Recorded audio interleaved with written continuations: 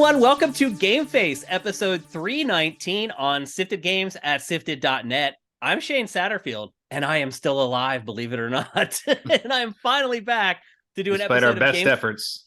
Despite COVID's best efforts to kill me, I am here and I am back. Alongside me is Matt Kyle. Matt, it's good to see you, brother. It's been way too long. Yeah, it's been a while. I've forgotten how to do this. Jesus, cat. Your cat going crazy? Yeah, she doesn't understand what's happening. Yeah, she's like, what's going on? Why aren't they upstairs in the room? So as you guys know, I took a vacation to Greece, which was literally like the most amazing 10 days of my life. And then on the flight home, I caught COVID. And ever since I got back from Greece, I have been fighting COVID tooth and nail.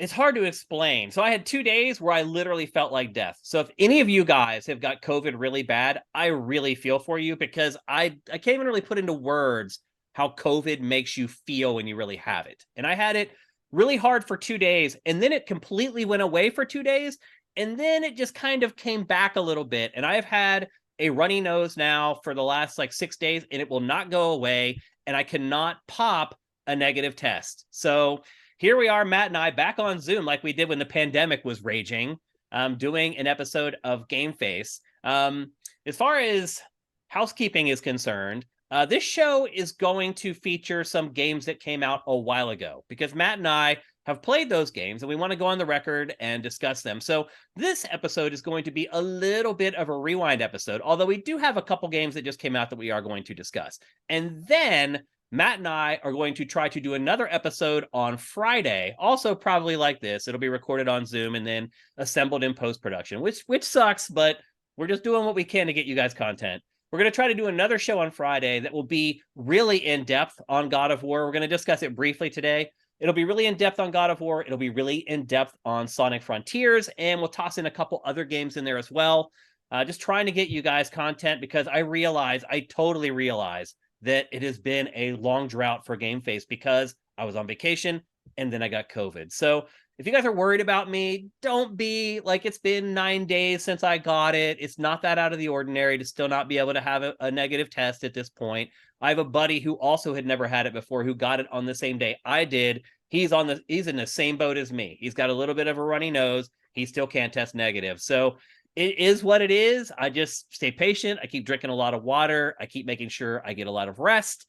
And hopefully, eventually, here in the next couple days, I'll be able to pop a negative test and we'll be able to go back to business as normal. But I am not going anywhere near anybody until I do pop those negative tests. That's just the way it is. I am not going to have on my conscience that I may have given someone COVID. So that's just the way it is. And that's how things are going to operate until I can test negative. Eventually, you'll start to hear I am a little congested. I probably will have to blow my nose a little bit here eventually. I am not better yet, but I am pretty close and good enough to do an episode of GameFace with my buddy, Matt Kyle. Matt, how have you been? It's been quite a layoff here. All right. Played some games. Dealt with my injured foot. How is that going, actually? Have they figured out what it is? It's a perfect storm of weird things in my ankle. I have a bone spur on the back of my heel, and I have a weirdly shaped top of my heel bone, and the bursa in that heel bone is inflamed from being irritated by the inflamed Achilles tendon that is irritated by rubbing up against those other things. And basically, if one of those things wasn't in play, I'd be fine. But altogether, they just keep re-irritating each other. Mm-hmm. So now I'm in a boot, a big, one of those orthopedic boots. You're in a walking boot. Yeah. Wow. I got a halfway through appointment tomorrow, which is tomorrow being Wednesday. I don't know when this will go up. Yeah, hopefully Wednesday. I have a lot of work to do on this episode, though, so we'll see. So that'll probably have already happened by the time you hear this. And then we'll see kind of how it's going. And then after 3 more weeks, we'll see how I walk. It's actually helping. It doesn't hurt really anymore. But there's some physical therapy stuff to do to kind of make sure that I don't re-injure it. Mm-hmm. And if that works, then fine. If it doesn't work, surgery. No. So, which I'm going to wait until next year to do because I don't blame you. It'd probably be hard to get in for surgery anyway because they're all probably but also just I don't want to have that going on while I'm trying to travel for Christmas or whatever. Yep. Totally get it. Well, I hope everything works out okay. And is it feeling better inside the boot? Oh yeah, it's much better. And in fact, Around Halloween, it got bad again, like really bad. But normally in the past, when it's gotten bad, it would take a week to kind of get back to like walking without like agony. And now this in the boot, it took 2 days. Okay. So it's doing much better now that it doesn't have to kind of deal with direct supporting my weight. Okay. Well, that's encouraging. Hopefully, when you get out of the boot, everything will be better and you can go on about your way for the holiday season. Yeah, it's gonna be weird, like because like I don't put it up on the couch because you can't take it. And actually, yesterday when it rained here in LA, and I didn't realize until after I'd gone and done some errands, and I'm like, oh, wet ground plus boot I can't take off Not a is a good problem. combination. Yeah, so yeah, Yeah. there's footprints all over the floor now. I had to clean up, and it's a whole thing. Yeah. There's also the fun part of like, my car fits in my garage pretty narrowly because there's a bunch of stuff taking up space. And now I'm like, oh, I can't get the boot in because I can't open the door far enough to get the boot, or so I gotta like kind of do like almost like put my leg behind my head to like get and it's just very silly. Well, Yeah, hopefully that gets fixed soon. Yeah, I mean it's better than having COVID. So Yep. I can attest to that. That's for sure. Some of you guys are probably wondering how my trip to Greece was. As I said, it was amazing. Probably some of the best 10 days of my entire life. We started in Athens. We were there for a few days. We paid for a really good tour guide to give us a tour of the Acropolis and all the sites in Greece. I highly recommend doing that instead of just trying to wing it. First of all, it kept us from burning like 3 days doing something that we ended up doing in like a long day. So I highly recommend just paying for someone to lead you around who knows what they're talking about. That made a big difference. And then we went to Mykonos and we spent like 2 days there. And Matt, I don't know if you know or not, but Mykonos is this little island and it is kind of like, they call it Ibiza's little brother. It is this party island where people go to rave during like the prime season. However, since we went later in October, the whole season was over and they basically shut down that whole part of the island like at the end of August. So I didn't get to see like the crazy like Mykonos that everybody goes where they party all night and have fun. But it's still an amazing island. And you're seeing footage of it right now that I shot while I was there. Everything there is white and they painted like the ground in this almost like white cobblestone. And the whole like town is this little like maze of shops and restaurants. It's hard to put into words. That's why I'm showing footage of it right now. We were only there for 2 days. Then we went to an even smaller island called Santorini and stayed there for like a day and a half. And it is literally like a fairy tale brought to life. Like you wouldn't even imagine that places like this exist. Our hotel was built into the side of a cliff. Like, and the whole hotel looked like almost like igloos on the side of a cliff. I can't even put it into words. And then our last couple days we spent in Crete. And the one thing I would say about that is Crete is gigantic and we did not have enough time to see Crete. So we got to see like the couple major like tourist spots, like historical spots, and then we had to go. And then we flew back to Athens to fly back to LA, and on the flight home I got COVID and I've been under the weather ever since. But I had an amazing time in Greece. It does suck that kind of like that awesome vacation was tainted by getting COVID after I got back. Like my wife and I, we didn't even really get like a couple days to just bask in everything that had just happened and kind of share our stories because we were both sick. She got it too, by the way. So we both ended up with COVID like right after our vacation, but whatever. Like it was amazing. Now, at least you got it on the way back and not while you were there. It's true. It's totally true. And we traveled on like ferries to the islands and we took a flight to Mykonos from Athens. We could have got it at any point traveling. We rode these crazy boats that are like jump up on like hydrofoils and go like 400 miles an hour across the water. Like, so we had so many opportunities we could have got it instead of the flight home. So you're right. Like we definitely count our blessings in that way. And then as far as you guys are concerned, gaming and stuff like that, what I'll say about Greece is it's like gaming doesn't exist. There is nothing there for gaming. We were in Athens. So we were Kratos destroyed the game industry in Greece long ago. It's crazy, Matt. So we were in Athens, which is a gigantic city. It's like 3.5 million people. It's almost as big as LA, Matt. And I did not stumble across one video game store. Not one. It was crazy. Like, I couldn't believe it. I was like, this city is gigantic. Like, why are we not seeing game stores? So I went and Googled it. There are like 5 game stores in all of Athens. We didn't see any like paraphernalia. I saw one guy walk by with a 1-Up t-shirt, and that was it. We ran into one kind of geeky store that had like Funko Pops, and that was as close as I came to seeing anything games related. It was bizarre. And obviously, as we got to the islands, there was no chance in hell of running into like a game store. I couldn't believe it, Matt. It's like the only territory left in the world that doesn't have video games. It was weird. I would imagine like there's places in like Iraq that maybe don't have a lot of video games. Maybe, yeah. I mean, I'm sure there's places in the Middle East where it's kind of like that, but I was shocked. Probably hard to pick up a pre-ordered copy of God of War in Kiev right now. It might be. So anyway, there was no gaming in Greece at all. That's my report on gaming in Greece. It doesn't exist. I was blown away by it. There's nothing on TV, no TV commercials, nothing. It was as if our hobby just doesn't exist. It was not since they sacrificed a goat at the God of War 2 press event in Greece. Yeah, exactly. That was the end of that. As far as gaming goes, there was really nothing in Greece at all, so nothing to report. And in all honesty, it was kind of good to get away and kind of press the reset button and get away from technology and even just social media for 10 days and just unplug, which is exactly what I did. So anyway, some things happened on Twitter. I don't know if you know. Yes, I have noticed some things have happened on Twitter, actually. And we'll talk about that at the end of the show because we do have some questions from you guys for Q&A. I asked for questions from you guys on Twitter and at sifted.net, and you guys came through with some questions that we'll answer later, and that is one of the things that we will discuss. But for now, it's time to get on with GameFace episode 319. We're going to kick things off with a game that I've played that Matt has not had a chance to play yet, and that is God of War Ragnarok.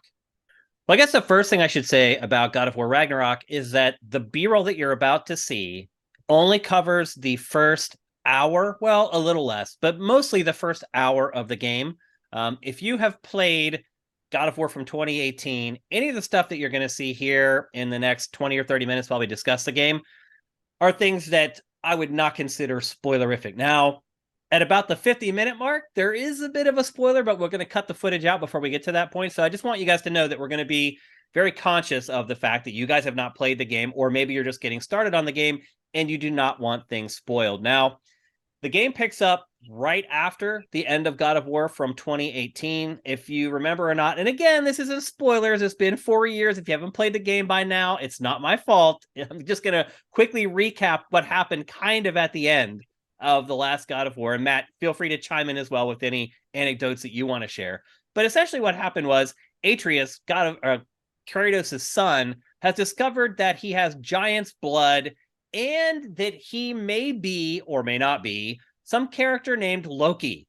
Freya, which was Kratos's... Actually, what was her relationship to Kratos? She wasn't his wife, right? Well, they were partners or whatever. Yeah, they were going together. Yeah. Kratos in the last game has killed some people that has made some people very unhappy. Freya is one of them.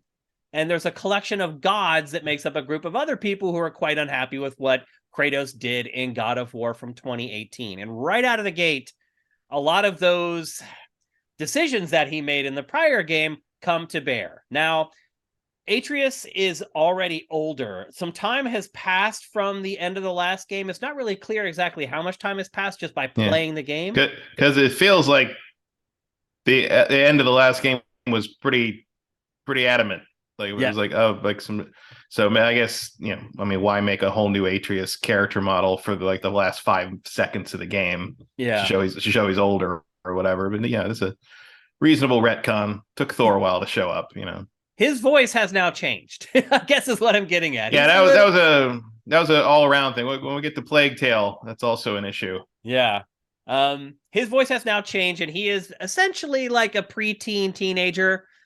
He also, based upon things that happened in the prior game, he is more emboldened. He's more likely to stand up to Kratos. And a lot of the early exposition in the game is him basically expressing to Kratos, I'm not a little kid anymore. I can make my own decisions. And as it turns out, he has been making some of his own decisions unbeknownst to Kratos. He has been working with other people to try to discover who he is supposed to become, and in all honesty, learn some of the things that Kratos did in the last game that he was not aware of. So the initial hour of the game is basically the two kind of coming to terms with things that each of them didn't know about the other one, based upon things that happened in the last game and things that have happened since the last game before it picks up here. So Atreus is much more independent. And I would also add as well that he is much more effective in combat. So if you remember from the 2018 game, you could semi-control Atreus. You could use the square button to cause him to fire his arrows. And it used to be that like those arrows would just take like 1 pixel of health off the enemies. And it was really more for fun than really an effective way to go through combat. Although I will say he this, could Matt, interrupt them, and he could like he was basically like a tag partner a little bit, like an assist partner, I guess. Yeah, he'd run interference basically. Yeah, but I'll say this, Matt, I did see some videos like eventually where people played through God of War from 2018 with only Atreus, which is just maddening. That like, but towards the end of the game, get a new game. Yeah, exactly. Like, move on. Exactly. On. Towards the end of the game, now, if you were boosting him up, you could get him to a place where he was kind of effective in combat. Yeah, but he's relatively strong by the end of the game. Yep. Here, though, he's effective right out of the gate. You can start using him and combo him in and out, like with enemies, and you can kill enemies with him pretty easily. In fact, one of the mini boss fights early in the game, I ended up using him to finish off the boss fight, which I was like, damn, okay. And then when they finally opened up the ability to upgrade Kratos, and he has like 3 different armor slots you can upgrade, 2 different weapons that he has equipped at a time that you can upgrade. But right out of the gate, you're able to upgrade Atreus as well, get him some armor, get him some damage boost. He appears to be a much more viable companion this time than he was. Some other changes that I've noticed right out of the gate, Kratos now has like a hook shot that he can use. So the level design, because of that, is much more vertical, because he can basically just hook shot up to the top of like cliff faces now. And there's still elements where you have to climb up walls like in the last game, but it's much more quick to be able to just send that hook shot up there and then zip up to the top of the cliff instead of having to climb up the wall. And so that adds to the level design being a lot more vertical than it was in the prior games, and the verticality is much more frequent than it was. There's also a mechanic to get down cliff faces where I think you just hit the square button and he'll very quickly rappel down a cliff face and get down to the bottom of the cliff. It just opens up a lot of the traversal options a lot more than they were in the last game. It's much quicker and zippier. You don't make a wrong turn and then regret it in this game because you're like, oh no, now I have to climb up this damn wall. It's going to take like 90 seconds to get up this wall again. The traversal in general is a lot more quick. Now, another part of Atreus' story is that he is starting to uncover powers that he did not know that he had. And some of them manifest without his control. Like they just take over. And I don't want to spoil anything, but he starts to learn that he has these powers that he didn't know he had, and they are something to reckon with.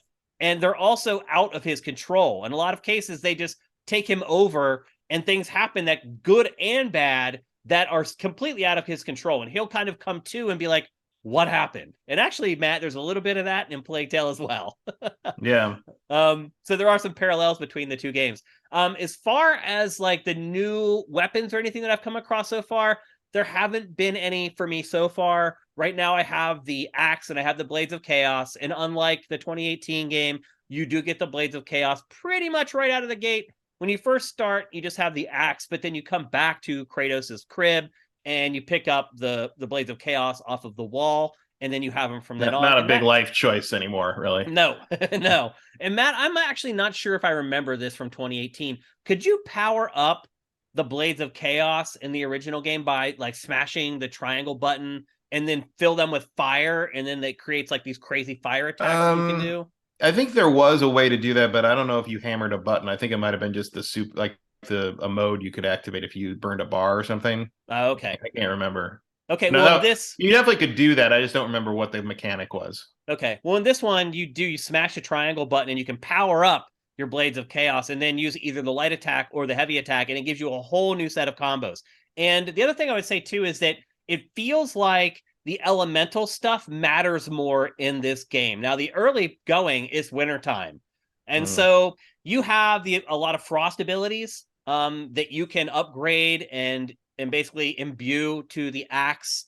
But also the enemies have frost abilities as well. And I ran into a couple enemies, and it was just 2 of them. And I was like, oh, no problem. I'm just going to mop these guys up easily. And they attacked me and they froze me and killed me. And I have actually died. I died a couple times in the first hour of this game. One was that where I got frozen and couldn't move and they killed me. And then I figured out, oh, okay, well, I'll just boost up the flame attack with my Blades of Chaos, and that just wiped them out.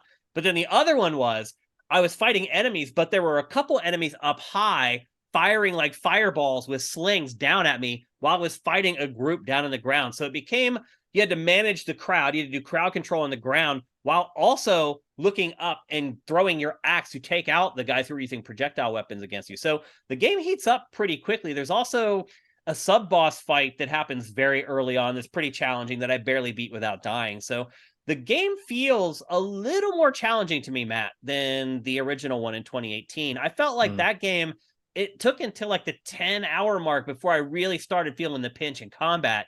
I started feeling it right away in this. And I will admit this too, Matt, that I had forgotten a lot about how to play this game. I had forgotten how to like dodge and parry and block and like how to throw it and then call the axe back. I had to relearn all that stuff, and I did learn it pretty quickly, and it became muscle memory. One thing I had forgotten about the 2018 game that's annoying is how you always have to press a circle button to like clamber over things. And sometimes it's just like a step up that's like a foot tall, and you get stuck on it. You have to tap the circle button to go up that step. I don't know why they didn't change that for this one. And the one thing I would say too, Matt, so far anyway, and this could change because this game apparently is gigantic. It's like 40 some hours long, and I've always played a handful of hours so far. But the one thing I would say is it does feel very samey. I'm struggling in the early going to find lots of things that are new. Like I've already reconnected with pretty much all the major players from the first game, like all of them in the first like few hours. And I've already gotten to the point where, okay, this is where you go and this is how you upgrade all your stuff. And I've already upgraded a lot of my stuff, and I don't see a lot of change in that. Someone asked me for one of the last episodes of Ask Shane Anything that I did before I left for Greece, if God of War was going to be disappointing, inevitably, if it was going to be disappointing. And what I said was, chances are it's not going to have that spark that the first one had, because it was like they rebooted the franchise and it was all brand new, and we were looking at this series that we love with these brand new glasses. And I will say that a lot of that is gone. That the kind of the sparkle of, oh, this is God of War now, it's not really there anymore. And so far, when I've played, all you're left with is one of the best games ever made. Right. That's a shame. Exactly. Yeah. You're absolutely right. And that's what I also said in Ask Shane Anything, but that's also my game of the generation. So is that such a bad thing? But it does lose a little bit of that sense of wonder. I would much rather they stick with what worked rather than like try to reinvent something and end up with something that just annoys everybody, though. Yeah. And some people may be afraid that they would try to depart too far from the game of the generation, and they have not done that. It does stay very true to the OG reboot from 2018. Yeah, and that's not always a smart move. Yeah, especially if you're trying to grow something, which we'll get into in a moment. Yeah. But in terms of God of War, like, yeah, you already got a 9.9 from the judges. I don't think you need to reinvent the wheel on that. You're literally messing with perfection, right?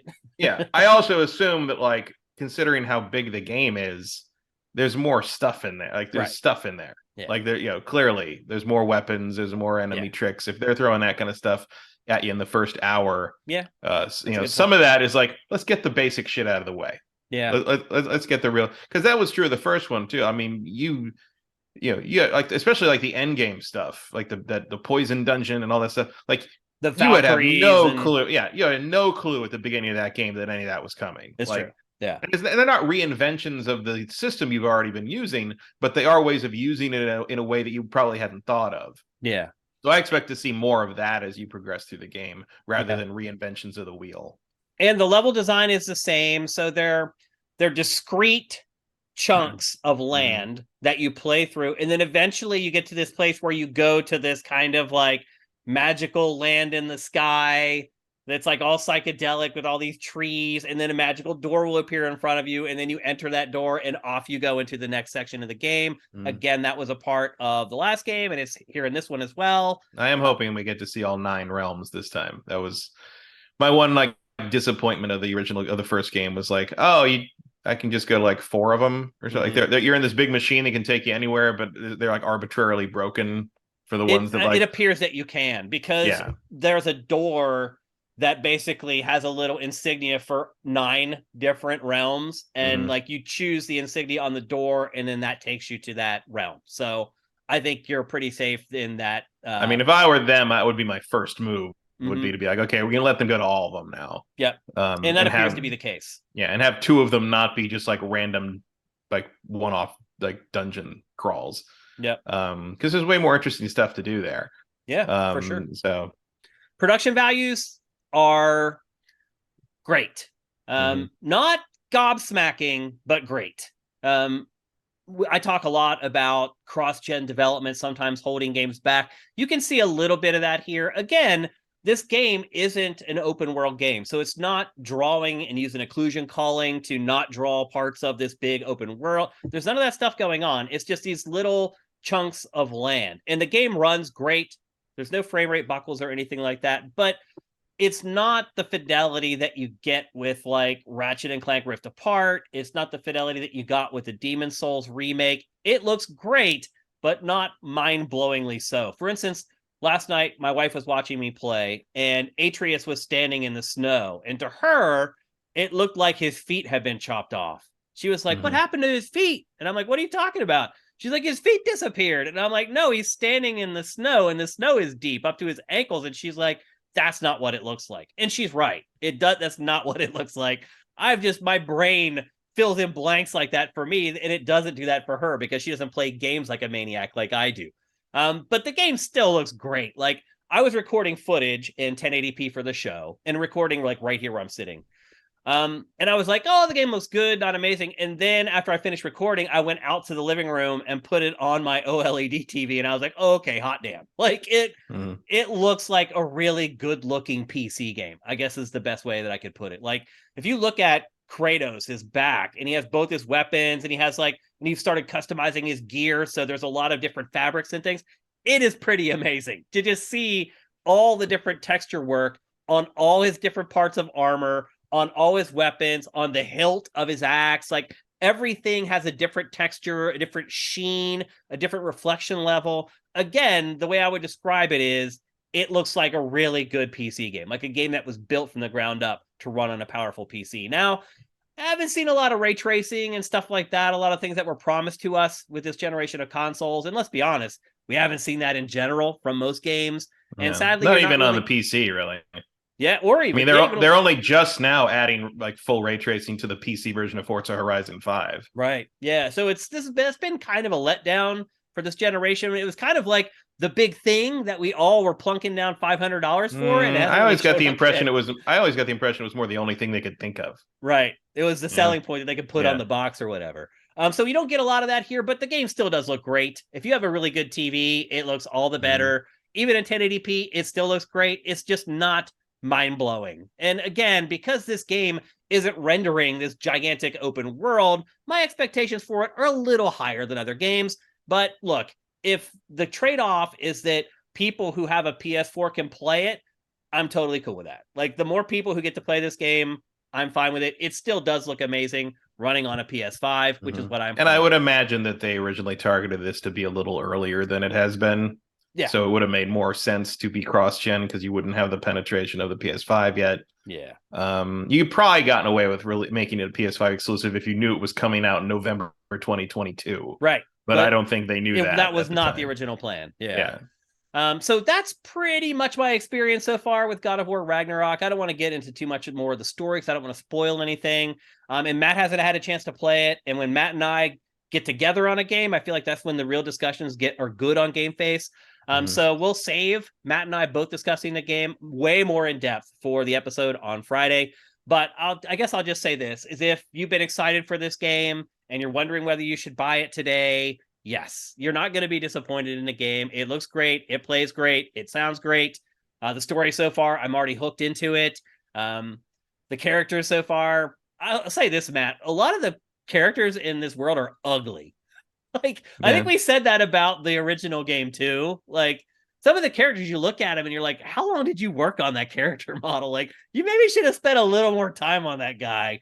But a lot of those people who weren't very attractive in the first game are also not very attractive in God of War Ragnarok. I don't think they want them to be very attractive. I think they're trying to make them look like actual people rather they than almost like don't fit into the movie art stars. style of the game, it feels like to me at times. But whatever, that's just nitpicking. So it's pretty much so far what you expect from God of War Ragnarok. And I think that's a good thing because it was our game of the generation and a game that a lot of you guys loved as well. So I don't think any of you guys should have cold feet jumping in and buying it today. The other thing I noticed too, Matt, is that believe me, there's nothing else.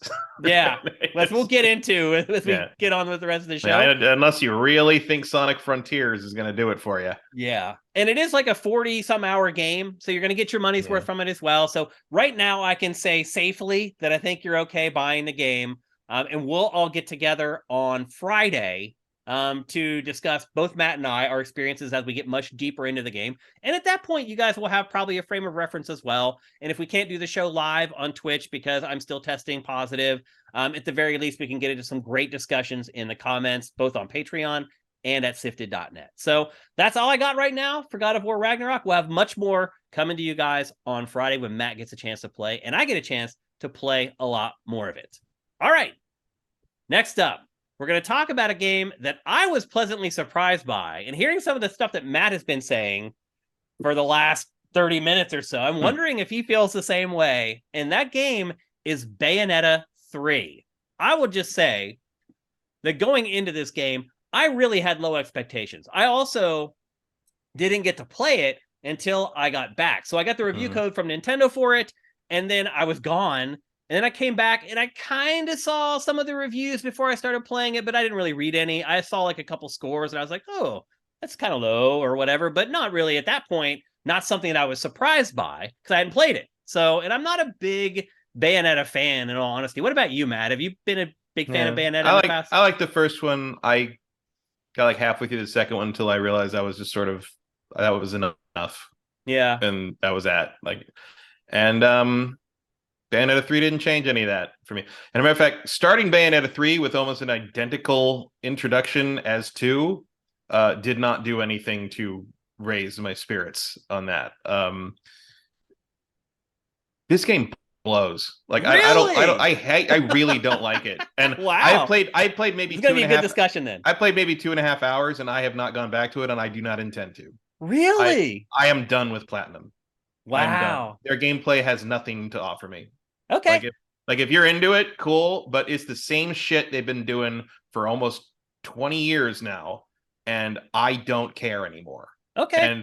And the story, I was a little shocked at how bad the story is, and it's even by Bayonetta. I mean, yeah. Are you really shocked by that? I mean, Bayonetta, at least the first one and some of the second one kind of had like some verve to it. This just feels like paint by numbers. It feels like they're just doing the same shit over and over again. Completely bonkers. And the biggest like sin for me beyond the usual thing with these character action games have, where it's like the character is like super awesome, does all this cool shit, and when you get to control them, it's like, you get 3 buttons, good luck, the enemies in this are so boring. Yeah, they are just big blobs of jello in armor, and they are utterly incomparable to the demons in 1 and the angels in 2. These are, every time they show up and it's like, you look like shit. Like, well, they're mutated humans in this one. They're not. Yeah, but they just don't. Angels or demons. There's no visual for. Yeah, there's like a multiverse invasion thing, but like, and you're not playing the real Bayonetta kind of thing. There's all this weird shit going on. It's crazy, dude. It's one thing I will say is this game, and I don't swear much on GameFace, but this game is batshit crazy. Everything about it is insane. And I don't think that's a good thing here. Like I liked it. I like it. I think it's so try hard. It's just It's so just nuts. it's cringy to me. It's just like, Oh, oh, the it's like story, it's total cringe. and Characters, like and all total the cringe. oh yeah, like the what's his name? I can't remember the name of the returning characters. The dipshit. Rodin, Jean, and then The, the new the character is Viola. yeah, she's all right, but like She also sucks though. I think she's also corny AF and yeah, well she's like and like I can't remember the name of the guy. The guy who drives her around. You know the fucking Rodin in the guy in the yeah. pizza delivery van. Yeah, the guy No, who runs the no, bar. not the big dude who runs the bar, the little fat guy who like Oh yeah, yeah, the drives her guy around in at the the beginning convertible. and I forgot acts his name too. like a 1989 anime like comedy relief character. Like just Yeah, like go away. Like all yeah, this shit it's cringe. The sucks. story is cringe. It's Like awful. it's not even Like like I would be good for like a embarrassed to 13-year-old. no, Like I'd be embarrassed to have it on in a room with other people in it. Like it's made for it's 8-year-olds, but really bad. 8-year-olds should not consume the rest of the content in this game. It's No, like it's I don't know who that stuff is designed for, but this game goes immediately to 11 and never lets up. yeah. Never. Like I And that's thought part of the problem. Like it's the Michael Bay thing. It's like it is. you have to breathe. You can't There's just none do of that it. the whole time. The one time, I guess the closest it gets to breathing is when it makes you play another character you don't want to play as right after it gives Bayonetta something cool to play with in the previous level. And That you're is like, what oh, happened. Well, there now that's I why have there's to a wait side to there are use this side thing. scrolling levels in this Yeah, where you play as so Jean weird. and she's like Gone. a spy girl and she's like stealth and it's side scrolling and I'm just like, what is this? Yeah, The whole game is it reminds me a little of the Scarecrow levels in Arkham Asylum. a little bit, yeah, which I Yeah. also didn't really like. No, which Like, are also kind of like unwelcome breaks to yeah, that game's otherwise. Yeah, it's like I mean, look, I don't particularly like what I'm doing in this game at any time. But like that especially, I'm like, oh, yeah. And then like there was like a weird dawning horror of like, oh, this is a whole level. Oh, you're gonna yeah. make me do this for like an extended period. Oh, wow. Like, who do you think you are? You know, it's Yeah. like it just ugh. I have really enjoyed it because so I played like is it the prologue or the epilogue that starts the whole thing before it really kicks off?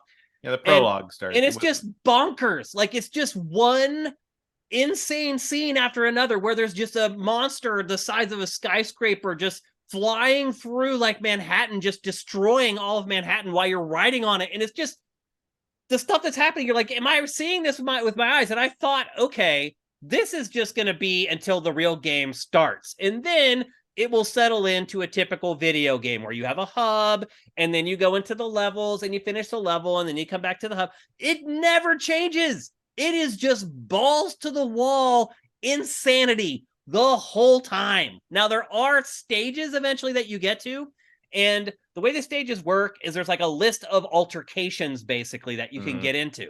And that's the weird thing is like it's so weird at the beginning where they kind of have you pick after the prologue. They're like pick your mission to go on it, and then you just never see that again for like hours. I'm like, I kept waiting for the altercations. Yeah. So you finish a level, it will have a list, and you get graded for each altercation, like gold, silver, platinum, whatever. Yeah, I've also learned that there is no faster way to make me not care about your bullshit than to give me a grade at the end of a level. Like I don't go away. Like oh, it was a B. I'm like, I got through it, didn't I? Fuck you. Well, like, sometimes it tells me, though, that I'm doing something the right way. So one of the things is that you can do in this game is you can summon kaiju at all times. And eventually you get like a whole army of them and you can set them to the D-pad to quick select.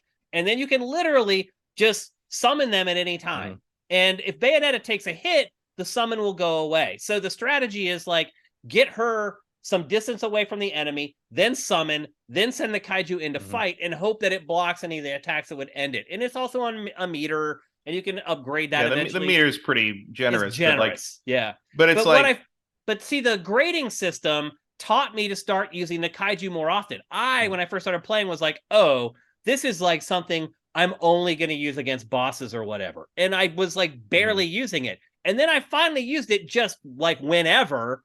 And I finished with like a platinum grade. And I was like, oh, I need to use these more often. And from that point forward, I was using my kaiju all the time. So it was actually a learning tool that taught me how to play the game better. Right. But the problem with that is that the kaiju suck. Yeah, like they're like 3 buttons. Their moves are slow and dumb, or like it's like I don't want to play. Eventually, you get some pretty good ones, though. I'm sure eventually, but early on, like for the first couple couple hours, I'm like, I don't want to play as this big lizard thing. It takes something to make me say that. Like, But eventually, as a and then Godzilla fan. eventually it goes straight Godzilla, where it's not even, you're not even like summoning the kaiju. There's just straight up kaiju fights where it's just a big kaiju against one of yours, and it's just like a fighting game where they're just fighting on the screen. Yeah, like, but it's a really bad fighting game. It Like, that's is, the yeah. problem. The problem is that Bayonetta herself is a way more interesting fighter than Mhm. any of the kaiju. But I still don't even care much about the Bayonetta fighting because it feels so much like the old fighting. But also, a lot of times you're fighting these giant monsters, these huge things, and like the combat system kind of breaks down around that. It doesn't feel as interesting to fight all these big things as it did of fighting like a whole group of things that are about your size, and you kind of dance through it. Like, It's, I mean, it's that a mix. Like, they'll some of it, send but out. I don't think it's like well mixed. Okay. I don't like I don't like how they have adapted the combat to the larger things. Um, and it's just constant. It's just It constant. never lets up, man. Like I said, goes to 11 and it just stays there pegged. Like, and it's just there's it's no just sense one of insane moment after another. no sense of pacing. There's no sense of growth. There's no sense of movement. Like, it's just the same shit over and over again. It just becomes noise, and it does absolutely nothing for me. Interesting. Does just nothing. Like, if I was gonna, I know the reviews have been all over the place on this thing, but as someone who probably would have given the first two like probably an 8 and a 7, I would give this a 4. Like, Wow. Oh my like gosh. I'm way I different from you. really don't like this game. I think Yeah, it is apparently. I think it is an insultingly bad entry in the series, and it will Wow. probably kill Bayonetta as a series, and deservedly so. I think it was dead already before this game even came out. But Probably, I mean, it was never going to make the there's amount never of going to be a money you would Bayonetta make. 4. Yeah. We should actually summarize the plot very quickly for people who actually do care. Oh, As Matt you said, go ahead. It's a whole multiverse crazy thing where basically Bayonetta dies in one multiverse, and then the new character Viola is there when she dies, and she leaves to go to other universes or multiverses to basically tell Bayonetta, hey, in this other reality, everyone dies and the world basically ends. And it becomes this weird thing where Bayonetta runs into herself. She'll go into a multiverse and there will already be another version of her there. And in a lot of cases, that version will die and then give her whatever weapon that they had. And then that's how you kind of grow your arsenal. Now, sometimes there's a hub world that you go back to, which is basically just a bar where you can go and like upgrade Bayonetta's attacks. And the skill trees are pretty small. They're not as big as you might expect, but they're like for each weapon. And you get a bunch of weapons throughout the course of the game. So I understand why each one isn't exceptionally large. But you go back to this hub world, which is just a bar where you can level up, and there's like all this stuff that you can buy with all these trinkets that you're picking up off the ground as you play. There's like temporary buffs, there's like permanent buffs that you install in your weapons as kind of like, I don't know, ignorance or whatever. Yeah, well, it's the classic platinum, like systems on systems on systems, and it is. You hit a point where like, who cares? And like, when you do get out, it's also incremental. It doesn't even matter anyway. Yeah. Like, and basically what you're trying to do is you're trying to stop this guy from turning all the multiverses into one alphaverse, which then would basically end reality as we all know it. But if you've watched any movie about multiverses or whatever, it's the same crazy crap where, oh my God, there I am. But yeah, it's like if Michael Bay directed everything everywhere all at once. Yep. So yeah, you can buy items, accessories. You can spend all the stuff that you collect in the level. So make sure that you're collecting all that stuff if you're going to play the game. It does ultimately matter. As Matt said, there's basically 3 buttons for combat. There's like a punch, a kick, and then your projectile weapons. I still find the combat system to be fun. A big part of the combat is timing your dodge. When you do that, the screen goes dark and it gives you like a brief period where you can unload. That is really the key to the boss fights, is timing your dodges to make sure you get. That's witch time. It's been the key to Bayonetta forever. I guess was the core gimmick of the first game and has kind of become the trademark. Here. Yeah, it's a trademark of her, to the point that it becomes a plot point at one point as to whether certain characters can do it or not. Yeah. And then hidden inside the levels, there are also like arena battles that you can trigger. And they're just what you'd expect. Some are just like survive the onslaught. Some are kill X number of enemies before the timer runs out. Sometimes when you compete in those, one of your allies will come along for the ride, like Jean. As Matt alluded to earlier, there are levels that try to break things up, like Jean has these spy levels that are side-scrolling 2D levels. There's some puzzle solving where you like manipulate time. You use like these devices to rewind time, and like bridges will reassemble, and then you have to run across the bridge before the timer. They try to do things to mix it up, but honestly, Matt, like I think it just slows down and just takes away from the mental onslaught that is Bayonetta 3. Like, Oh, yeah, I agree like with it you. doesn't do anything to improve anything. Like if that's what what is meant to be the breathing moments, they don't work. Yeah, I didn't like him either. That's why I was like, just keep it balls to the wall the whole time. I enjoyed that part of the game.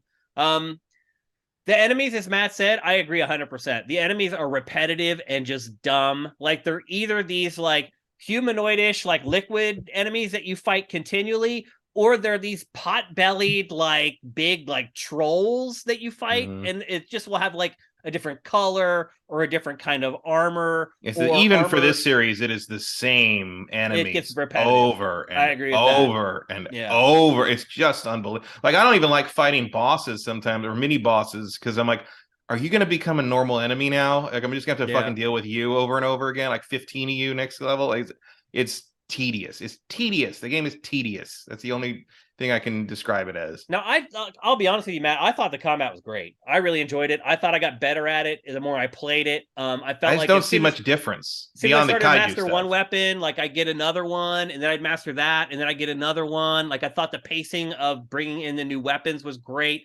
Like maybe a little too quick because I didn't really get much of a chance to upgrade each weapon before the new one kind of came in. So it does kind of make No, the upgrades kind of that's what moot. I mean when I say it feels desperate. Yeah. It's just like, oh, here, what about this thing? What about this cool thing? What about this cool? What if you just made a good thing Yeah. instead of a The cool other thing thing? I would say too is that like while the combat there's a lot of depth to it and you can get good at it and you can do all these crazy things as you get better at it, you don't necessarily have to. Like I have No, you found absolutely do not have to. that there are certain It does not push combos you. that will work like 80% of the time. Yeah. Sometimes like you have to switch it up a little bit whether you're going aerial while you're attacking enemies, but a lot of the times like the same combos will work through pretty much a lot of the enemies in the game. Um, but I did feel like the combat was deep. And if you do play it on some of the harder difficulty settings where I think they would probably require that you get better at it, the depth is there to get better at it and to make the higher difficulty levels something worth playing, I guess is how I Oh, would I'm put that. sure. Like it's also very hard to read Finnegan's Wake, but that doesn't make it good. Yeah. Like Um, I don't care about Platinum style in combat. I don't think their combat is interesting. I don't okay. like I'm sure it's deep and got a lot to it and there's a lot to learn and you can master it and become very good at it. I will never do that because I don't care. If you pay really close attention to the combat system in this, they do some pretty cool stuff with how they do enemy transparencies. If you watch like how the enemies float in and out of transparency as the combat is happening at like a breakneck Mhm. pace, like that's something I don't know if I've actually seen before, and that allows them, Like so you can still see me. yeah, and Yeah. it's because that allows them to put the kaiju on the battlefield and not completely like ruin the camera or the Mhm. combat system in general. Like I will there's say some it's stuff that they overall do. pretty impressive that they're getting the Switch to do a lot of Oh, this. it's mind blowing. It is one of the maybe the best looking Switch game on the market. Like it does. I haven't really even. I've seen reviews. I saw someone say that like it chugged a lot. I haven't had that many problems with it chugging. Like I'm I've astonished that this thing runs on the Switch. Like I've seen it chug like in cutscenes and at certain points, but I've never seen it chug during actual combat. yeah. Like I don't really care if it chugs during like downtime Mm-hmm. or cuts Watching a a real time cutscene or cutscene. whatever. Yeah. Like, but I've never seen it drop like significant frames or anything while I'm fighting. Me But either. that's the part that matters. And it looks amazing. Like it is doing all kinds of crazy like bump mapping and like all this stuff that most Switch games do not do, and it still runs pretty damn good. Like again, I Yeah, think it's it's one of the definitely a best huge. looking Switch games. Oh, Like it's a absolute technical achievement. yeah, Like but now there are they should be stuff. Nintendo should be interviewing those guys about how Yeah, they made it do some of that shit. or I'm they sure should they just release are. a new damn console because they've milked it for Well, all they that, can get out but of like, it. That there are other things too. Like the attention to detail isn't great. Like there's some scenes where like they're flying through the air, but their hair is like concrete and doesn't move. Like mm, I always record game footage with the music turned down, and like that really helps you see like how much work has gone into the yeah, audio. And there removing wasn't. the music from this game has got to be a killer. Like, it's it's all music. It's basically you're basically watching Kamiya's like hallucinations while he listens to a playlist. Yeah, the music's pretty good, I would add. Not always fitting what's happening on screen, but it's pretty good.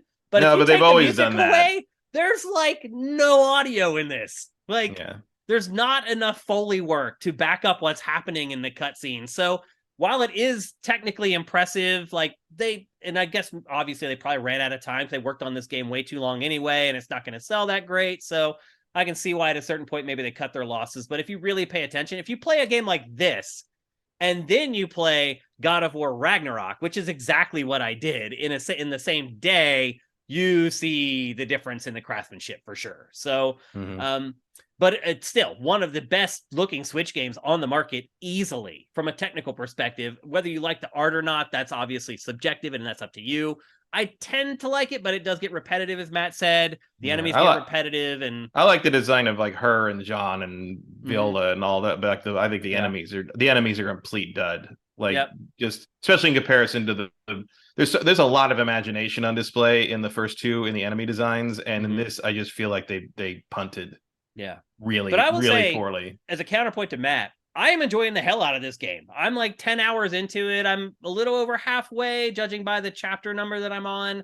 I haven't lost any excitement to play this game at all. It is 11 and it stays there. It is kind of one note. So I have found myself playing a couple hours and then putting it down and then coming back, like half a day later to play a little bit more. Yeah, I moved on pretty quick, and honestly, I had it in my head like I should play it again just to like refresh before we do this, and I honestly forgot last night. Like I forget this game came out. Yeah.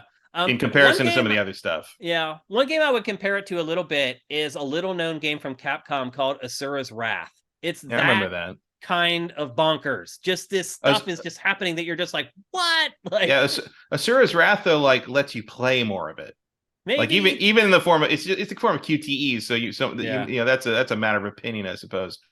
But like I didn't feel as detached from the crazy shit in Asura's Wrath as I do in Bayonetta 3, because a lot of the crazy shit in Bayonetta 3 happens in cutscenes, and then you go into a fight sequence, which is the same as all the other damn fight sequences you've already done. Like it's one thing the fight to show choreography in this is pretty amazing though in the cutscenes. Like, oh yeah, for sure. Like that's all that same kind of like incredible. He's gonna surf an ocean liner along the side of a tidal wave and fight a giant whale monster thing, and like never like break a sweat doing the whole thing. It's like, oh my god, that's really cool. And then okay, now fight 10 of the weird little Jello guys, and just punch them to death.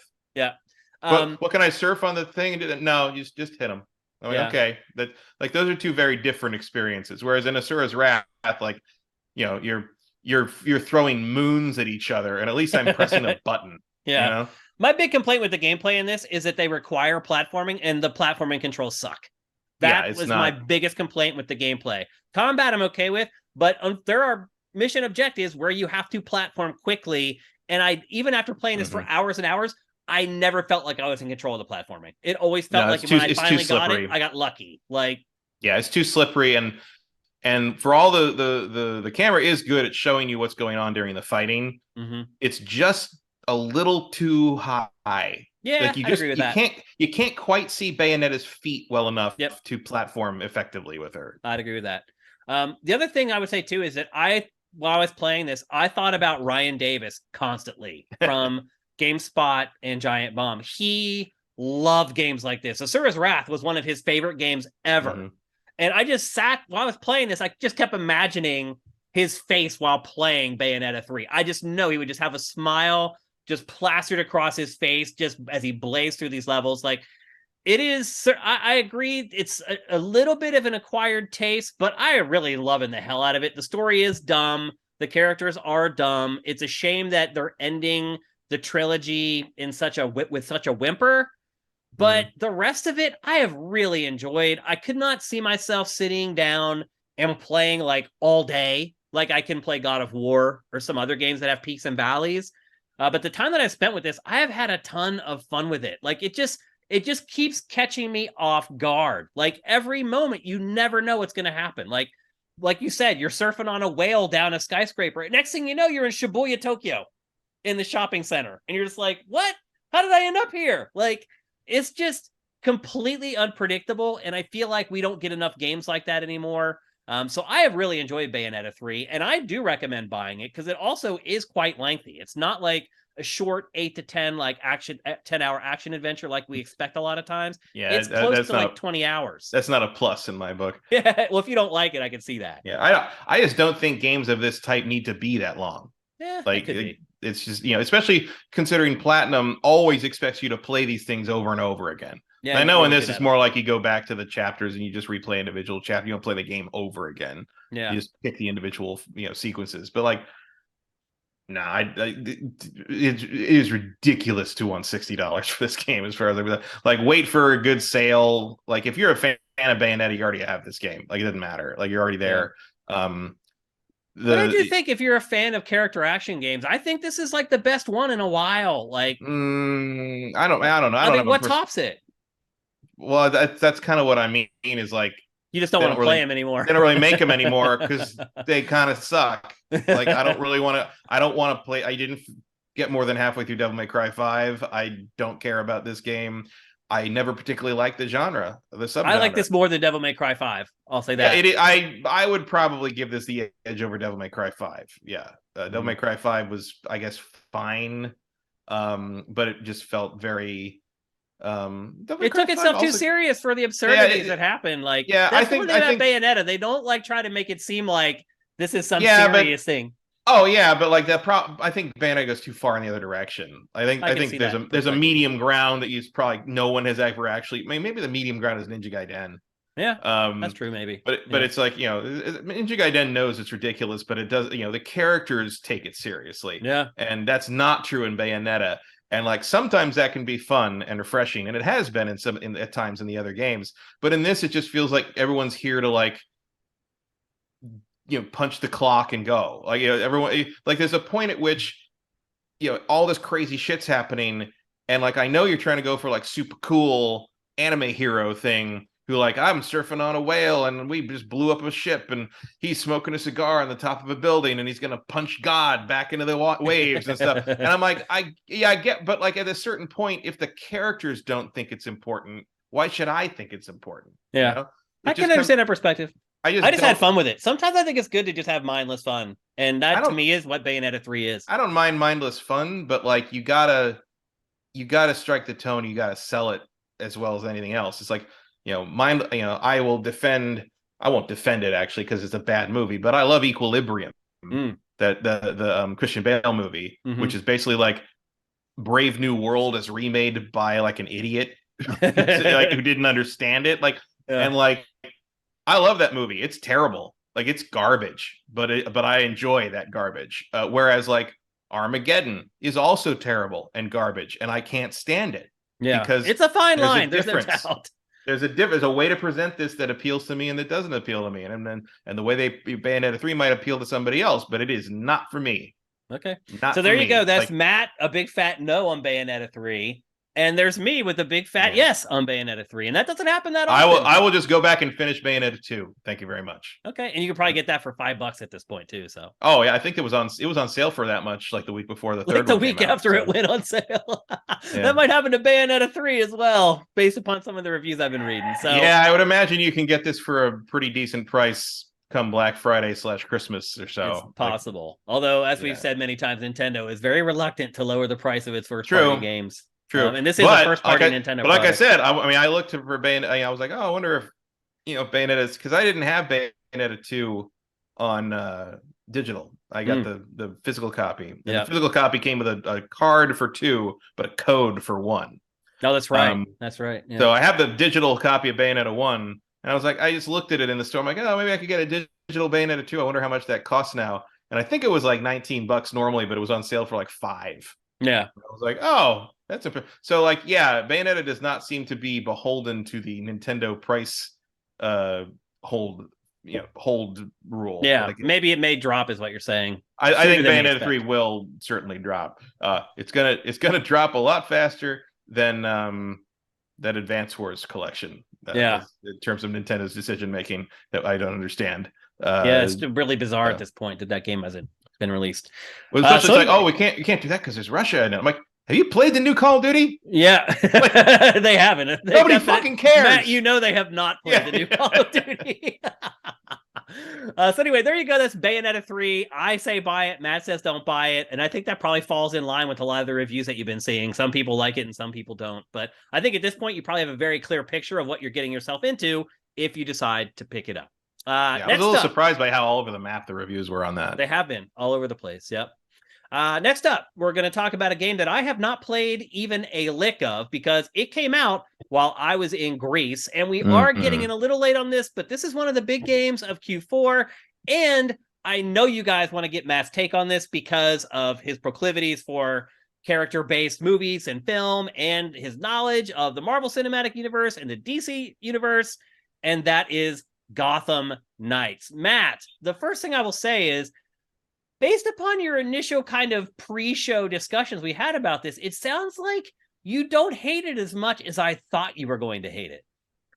Is that not true? I don't hate isn't right, but it's just I don't know. Like it's not a good game. Okay. But it's not a good game in the way that a lot of games usually are, where it's like, oh, this is unfinished or it's unpolished or this is bad and this doesn't work. Like this is not a thing like, and I don't get me wrong. I think almost everything in Gotham Knights is wrong, but I don't think that in the way of like, oh, they didn't finish it, or it's like, oh, the devs were lazy or they were incompetent and they didn't get. No, it's all actually very well and competently done.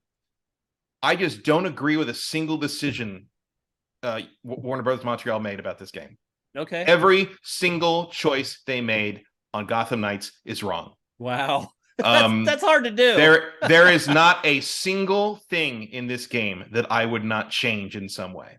Really? I think it is the most wrong-headed, like the concept of this game is solid. The concept of the game, Batman's gone, and the player gets to play as one of the Bat family, like kind of filling the space and figuring out how to navigate Gotham with Batman gone. Now, do they show you what happens to Batman so that he's gone? That's the opening. He gets killed by Ra's al Ghul. Oh, okay. And activates his protocols that basically, if you're watching this, I'm dead. Also, the guy who voices Batman, I didn't look up the voice cast, but the guy who voices Batman in this is awful. No, really? Like, in fact, this opening scene is literally him fighting Ra's al Ghul in the Batcave. Like he gets ambushed by Ra's al Ghul, or I think he lures him to the Batcave, gets attacked there. And at one point, he kicks like Ra's al Ghul into like a little computer room. It's sort of like on a balcony area. And I don't remember what he says, but he says something. And I swear to God, I thought it was temporary VO that they forgot to replace. Like bad. Huh? He sounds terrible. Like he's just the wrong choice for Batman. Like he just kind of has a deep voice, and like it's not a bad voice. It's not like I'm like, oh, he's a bad actor. He's not. He got a fine acting voice. I'm sure he's a great voice actor in the right role, but for whatever reason, that voice doesn't sound right coming out of that Batman. And it's also a little weird because we've been waiting for a Batman game for a long time now at this point, and one finally comes out, and in the first scene, Batman, the person who people care about, is killed. It's like... Right. And I mean, look, there's and so like the early part of the game is everybody being upset that Batman died and all this. And Commissioner Gordon's already been dead for a while, which is why the cops don't like you, and because they're being run by right. Well, they're being run now by Kathy Kane. And the Kanes don't like the Waynes or any of that. So there's a whole backstory. There's a new continuity. So there's a backstory where they don't like each other. And they are related. I think the Kanes are where Martha. Why did you say that name? The Kanes are where Martha. That's her family. Okay. And Kathy Kane, if anyone who watches the WB or the CW would know, Kathy Kane in other continuities is Batwoman. But in this, she's not in this one. No, she's the commissioner, and she hates vigilantes, so the cops are going to shoot you on sight, basically. Except when you rescue them from random crimes, they're like, wow, I didn't think a vigilante would help the cops. And you're like, so are the police the primary antagonists in this? Or no, is it the villains? The villains are. But okay. the police are just not going to help you. Gotcha.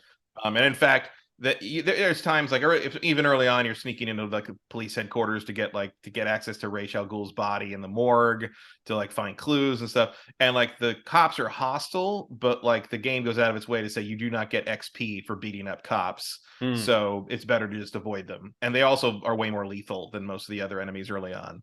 So I heard a hint there, Matt, of some detective work. Is that a part of the game? Rudimentary. So like that's kind of the thing, is like there are things that are in this game that I think are there because they know people would expect them from an Arkham game. But here's the trick, and this bugged me for like 3 days when this game came out and I was playing it. And I couldn't figure out why I didn't like it and why it didn't compare right to Arkham and why it bothered me every single moment I was fighting in this game that it didn't feel like Arkham, even though it was kind of like Arkham, but it didn't click right with like Arkham, and what was the difference. And finally on like day 3 I was falling asleep and it hit me, and I never worried about it again because I figured it out. Gotham Knights is not trying to be an Arkham game. It's trying to duplicate Insomniac's Spider-Man game. And I'm not surprised to hear that is the at problem. all. No, not at all.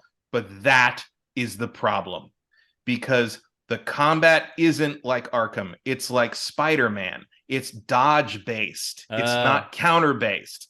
The dodging even works the same way. You dodge at the last minute, you get a perfect dodge. The guy is attacking you, and the little thing appears around his hand and like, shows you what he's attacking with, just like Spider-Man. You get markers for ranged attacks underneath you, so you know when they're coming from off screen, like Spider-Man. When someone's going to shoot you with a gun, you get the targeting line at you that you have to dodge out of the way of, and when you dodge out of the way when they've committed to fire, it stays there, and so they've missed you. The problem is none of the characters in this game have interesting ways to deal with things like that the way Spider-Man does.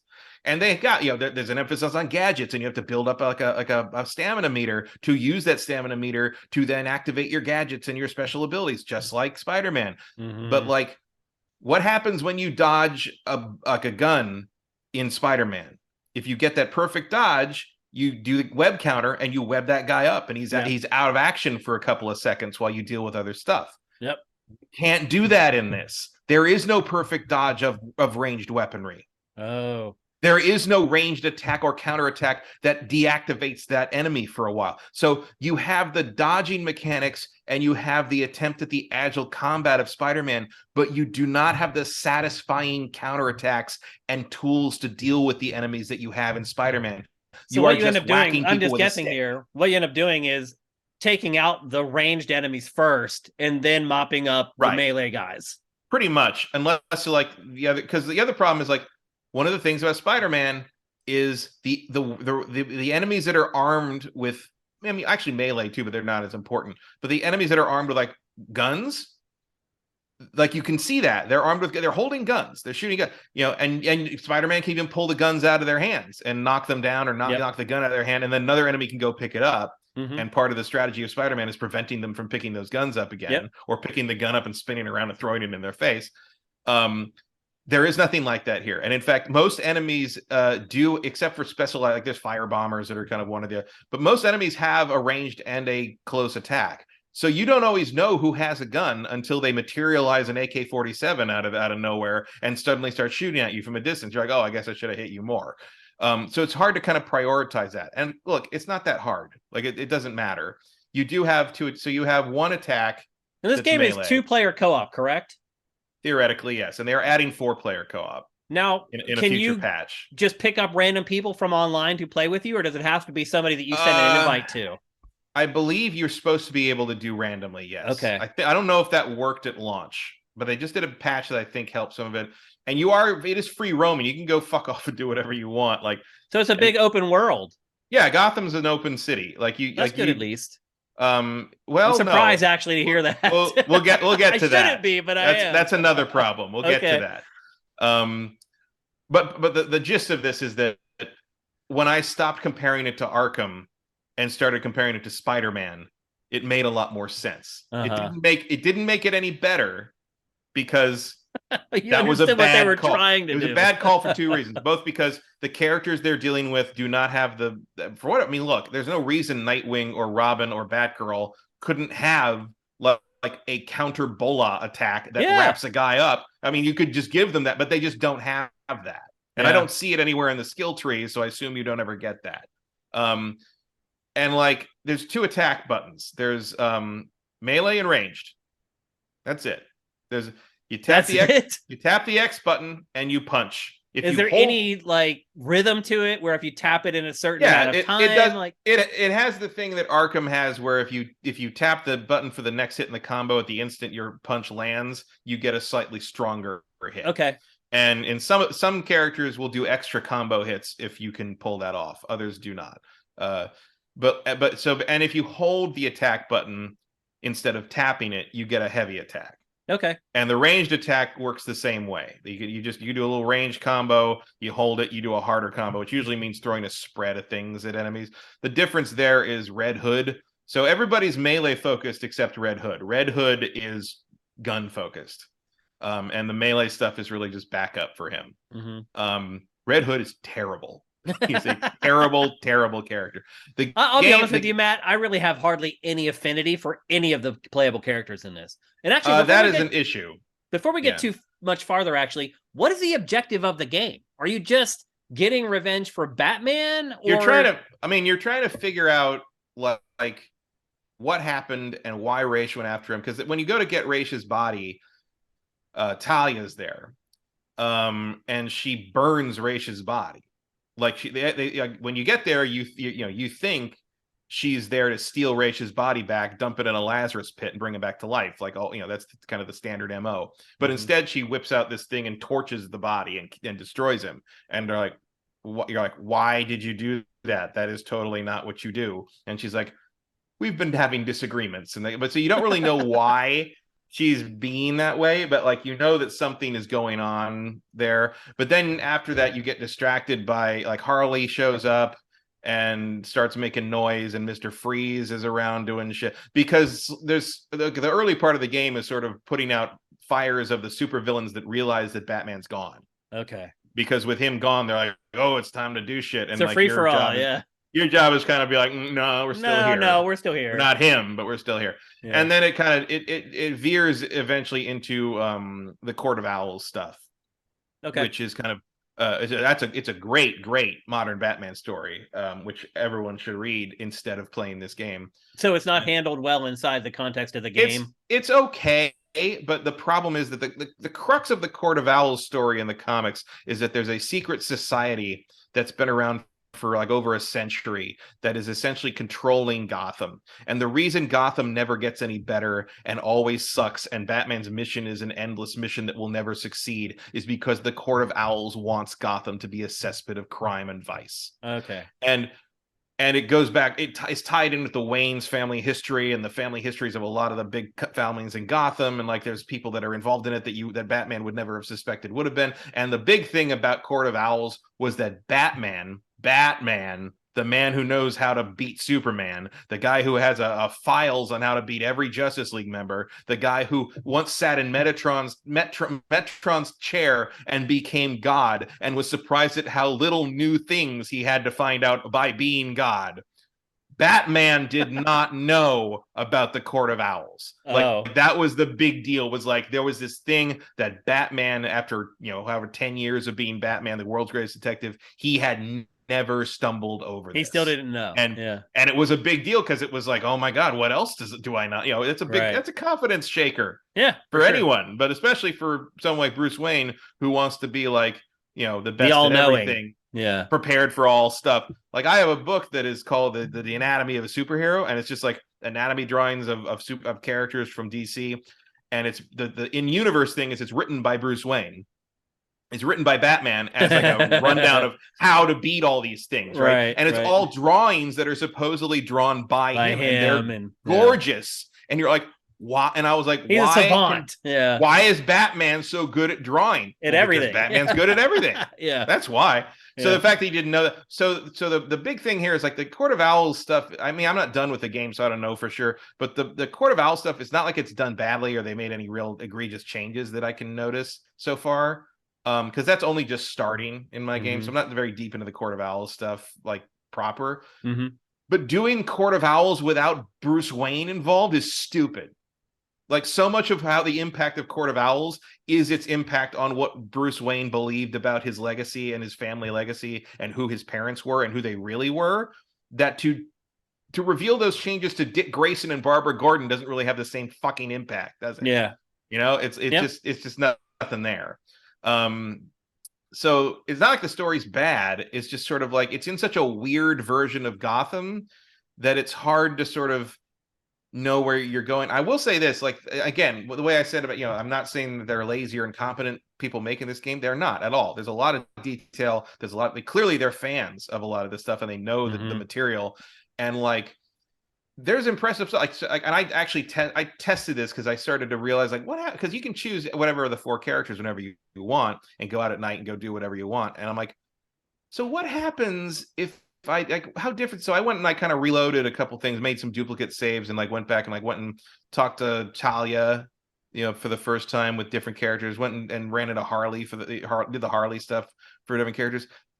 Some of those cutscenes are completely different. Like really, sometimes it's just the villain kind of says, the other character says the same lines and your character says different lines and they still sort of match up. Sometimes it's a different scene. Like wow. You'll get in things where like, oh, like Harley has very different things to say to like Dick Grayson than to Barbara. And like, that's cool. Like that is cool. Like you didn't have to do that. Yeah. Like, that there's a lot of care and attention put into a lot of that stuff. Sounds like it might be a case of the cart being put before the horse. So a little bit. Like I mean, I'm sure those are different. The combat team and the cutscene team are 2 different groups. Yeah. Obviously, like so they didn't need they didn't whoever forgot to put in some kind of satisfying counterattack for ranged weapons is not the guy who realized that Harley Quinn would probably have different reactions to the different characters. Yeah. But I appreciate that. Like that, there's a lot of stuff like that. They try to differentiate them. But there's also some tedium in that. Like I said, so Gotham is a big open world, right? Mm-hmm. You can travel around. When you first start, all you have is your grapple thing. Just like, now here's the thing. And here's kind of the thing that ended up being, this is the thing that kept confusing me and kept making me think like, why would you change this from Arkham? What is the grapple in Arkham? Right bumper. It's always been right bumper. Mm-hmm. Right bumper. Like that's you need to get out of a thing. You need to jump up. You need to get to the next gargoyle after stealth killing a guy. Right bumper. That's like that's instinct now. In this game, it's left bumper. Oh, and there is no way to remap the fucking controls. Oh, why would they do that? Because that's where it is in Spider-Man. Oh, that's shameless, right? And like so wow. early on, I'm just like, there's a whole thing where I'm just like, yeah, okay, right. It's this one. It's not the right bump. Okay, fine. Like I'm getting it. There's no real way to aim it. There's no real way to know what you're going to grapple onto next. Oh. It jumps around a lot. Like there's times when I go, because like the way it works is you grapple up and the grapple has a variability of length that I can't figure out. Like sometimes it barely gets you to the next like light post. Sometimes it gets you to the top of a 400-foot building. Like, and you can't tell when, and like it just jumps around like crazy. Like, because the way it works is like you target and you zip up and you can hit the A button to jump at the end. So like you do a jump, like launch off wherever you land, like Spider-Man. But instead of having like the horizontal zip line of Spider-Man, you just have to hit the button again. Yeah. And hope you grapple onto something that's going in the same direction you want to go. So the whole traversal is just that. Zip line, hop, zip line, hop, zip line, hop the whole time. There's no flow. There's no constant speed of it. You always have to sort of stop a little bit to do the hop, right? And as you do the hop, you kind of got to find what you got to grapple onto next. And sometimes, like I'll see the little dot, little circle reticle will pop up onto like a building or a pole or whatever. I'm like, okay, that's a good thing right in front of me. I can hit and do that. And right as I hit the button, it disappears and somehow has decided to target like the skyscraper to my left. And he just goes all the way up. You got to drop off that and like get up and try to land on something else. But then you got to aim down and like it's that's just a fundamental screw up. Oh, it's just not good. It's not good at all. And so here's the thing. Every character has their own extra traversal ability. Okay. Like when you first start playing this, I started with Batgirl. And like when you first start playing this, you're like, why can't I glide? Like basic Arkham stuff. Right. So early on, you have this thing, like early on you get a quest. All 4 of them get a quest called Knighthood. And what that is, you got to complete this knighthood thing, and that gets you access to your extra traversal ability.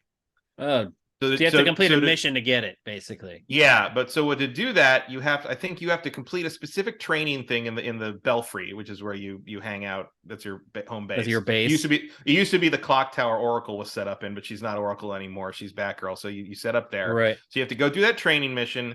I believe you have to take down 3 of the big guys with shields who don't show up very often early on, but show up more. Because the way it works is that you go back to the Belfry, and then you go out, you pick your character and you go out on patrol, and every patrol is like an individual night out in Gotham.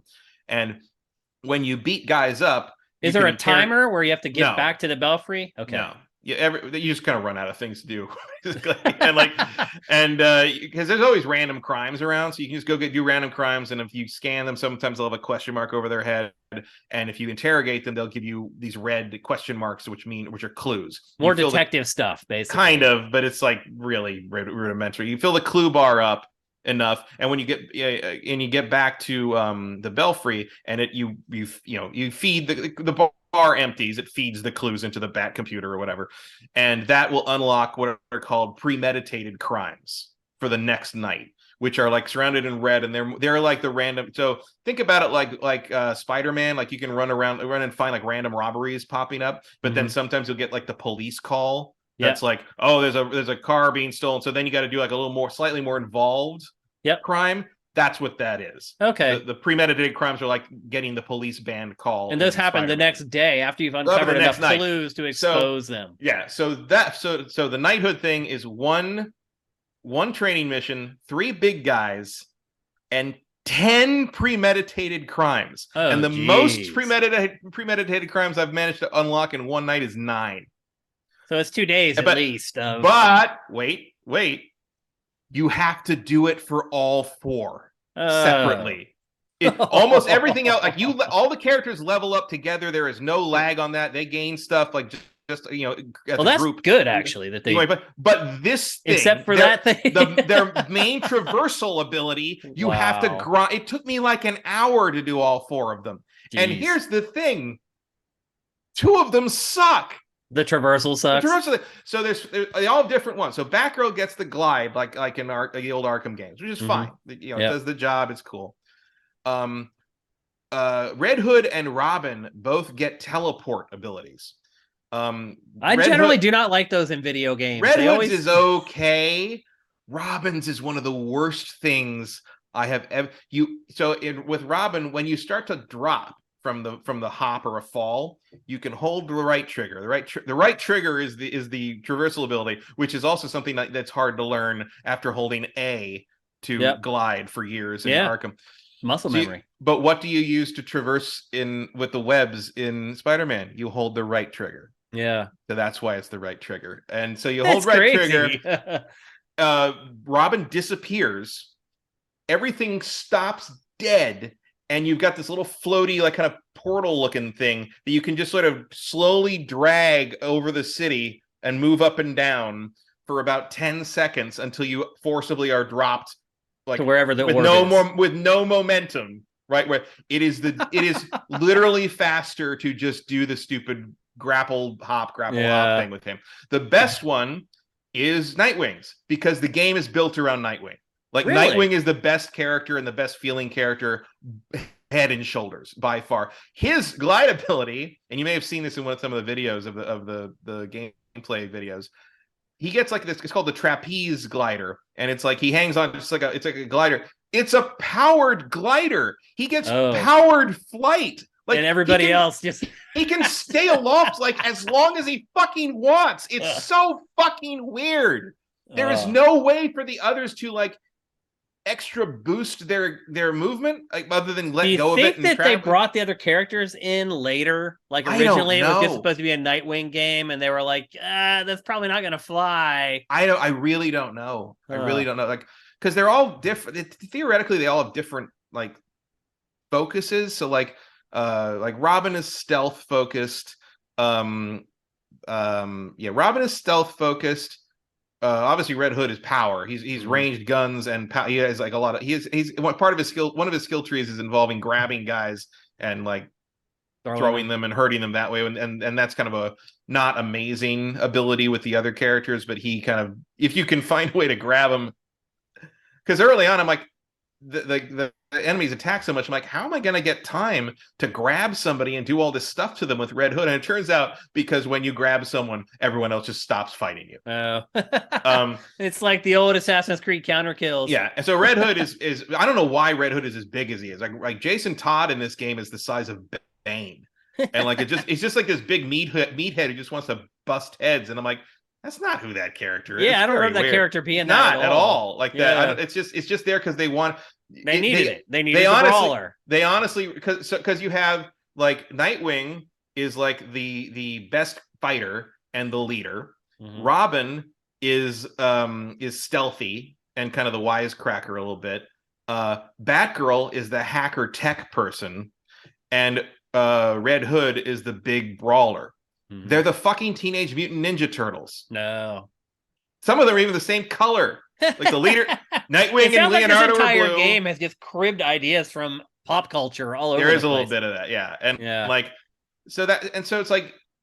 So I wanted to play. I played Batgirl mostly at the beginning, and then like when I unlocked all the traversal stuff, I switched to Nightwing because A, he feels the best to fight with, and B, he can get across the city like in half the time the other characters. Why would you play as anyone else? And then you also have the Bat Cycle, which you can. It's always cloaked, and you just hit up on the D-pad, and it decloaks right in front of you on a street, and you can ride it. But it doesn't. All 4 characters can use that. Yeah, they all use that, but it doesn't really feel like you're going very fast. It has a lot of frame pacing issues. I will say they put up a patch this past week that fixed a lot of the frame pacing problems in combat. Mm-hmm. Like the perfect dodges are way easier to do now. Before they were like sometimes it just wouldn't respond properly. Yep. Now it feels way better. It's not a better combat system because there's still nothing like satisfying to do. You know, you can do a perfect dodge and a perfect attack, and the perfect attack will knock a guy down, but there's nothing you can do about the ranged guys, really. Okay. That's the problem. And like so the cycle just feels like it goes kind of slow. It's a little hard to control, kind of slippery. It's certainly better than the Batmobile in Arkham Knight and all the tank bullshit. Hated that. But like but it's not a very so you've got like a bunch of different alternate you got several alternatives and options when it comes to traversal, and they all kind of annoy you in different ways. Also for those who always complain that the Arkham games were an empty Gotham, here's your wish, because Gotham has civilians in this. Like there are normal people walking around and running around and driving around in this game, that it's not like all criminals this time.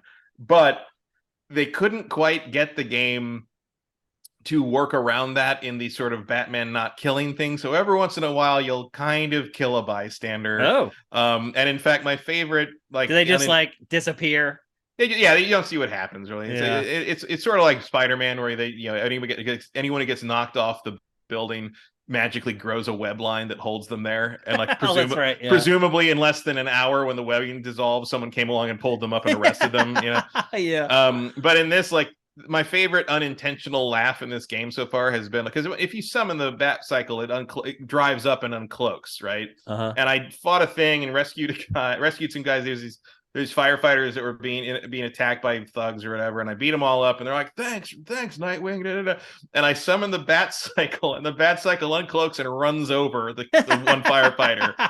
I love moments like that in open world games, though. And I'm like, and I get it's on the bike, and Nightwing's it's like we're looking out for you.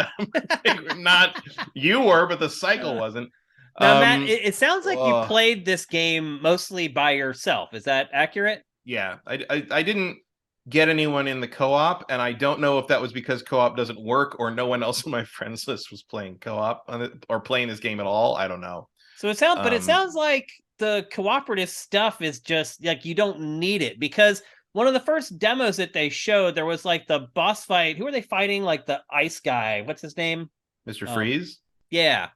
And it appeared like you needed to have somebody else to not at all. But it ends up that's not the case. Okay. No, and in fact, you can go do stuff like, you know, I don't know how the story stuff would work if you were playing co-op. I imagine so. If anyone who activated it I think the person in your game doesn't get to activate that stuff. I think whoever's hosting chooses that. I would imagine, and because there's things like there's like trials, like flight trials, where you're supposed to fly through rings with your extra ability. Superman 64. And oh boy, does Robin suck. Yeah.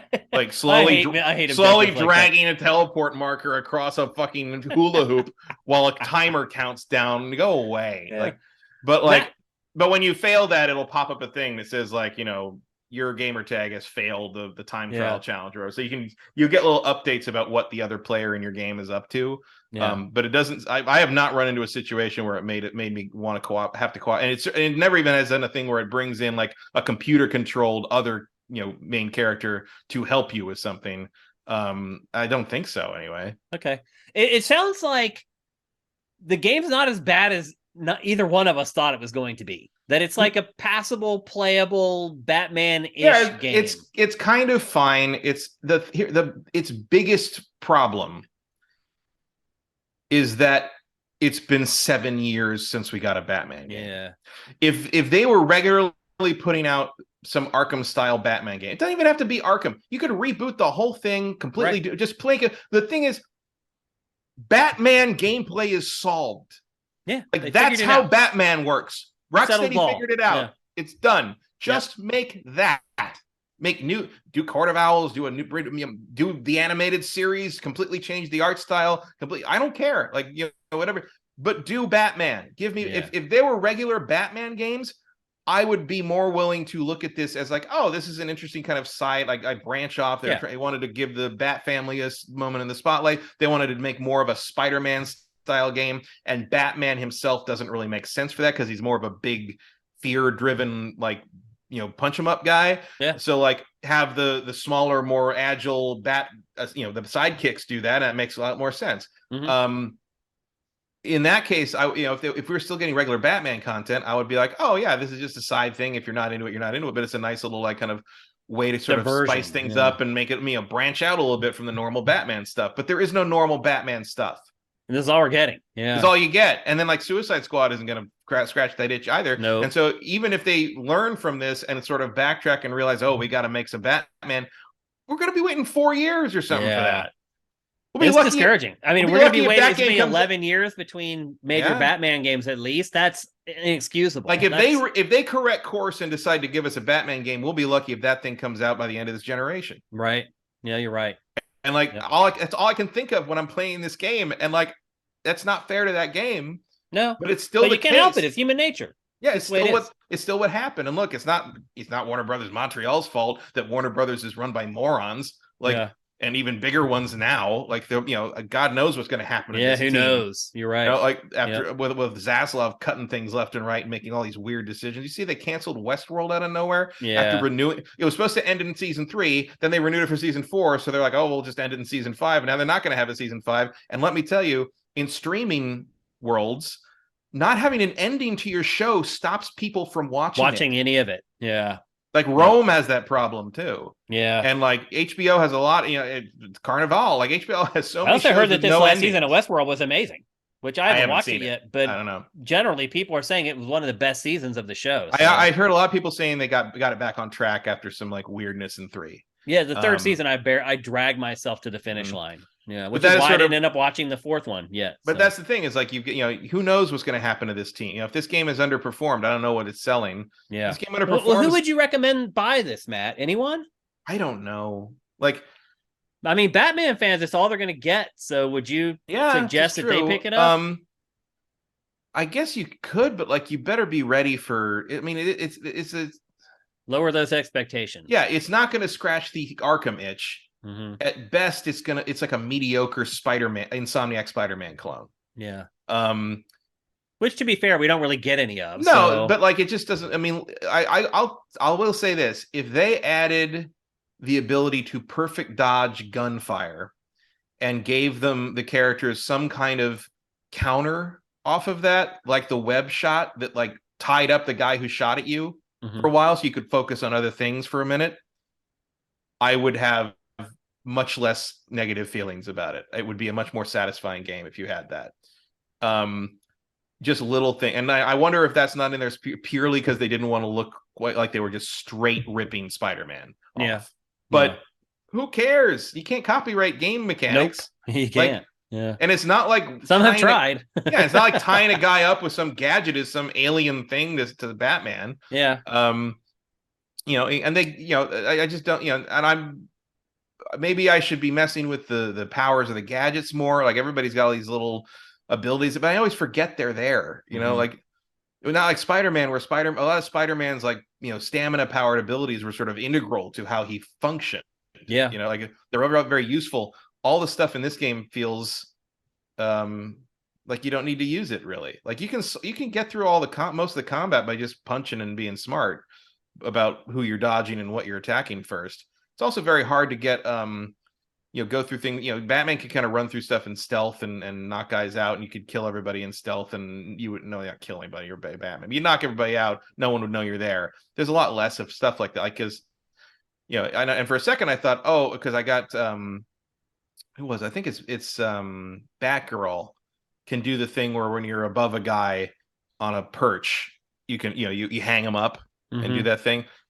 But what I didn't, I'm like, oh, okay, so that maybe I'll play her because she can clearly do the stealthy stuff a little better. Or maybe it was Rob. I can't remember if it's her or Robin that does that. But when you do it, basically you alert everybody in the world and they all see you. Like there is no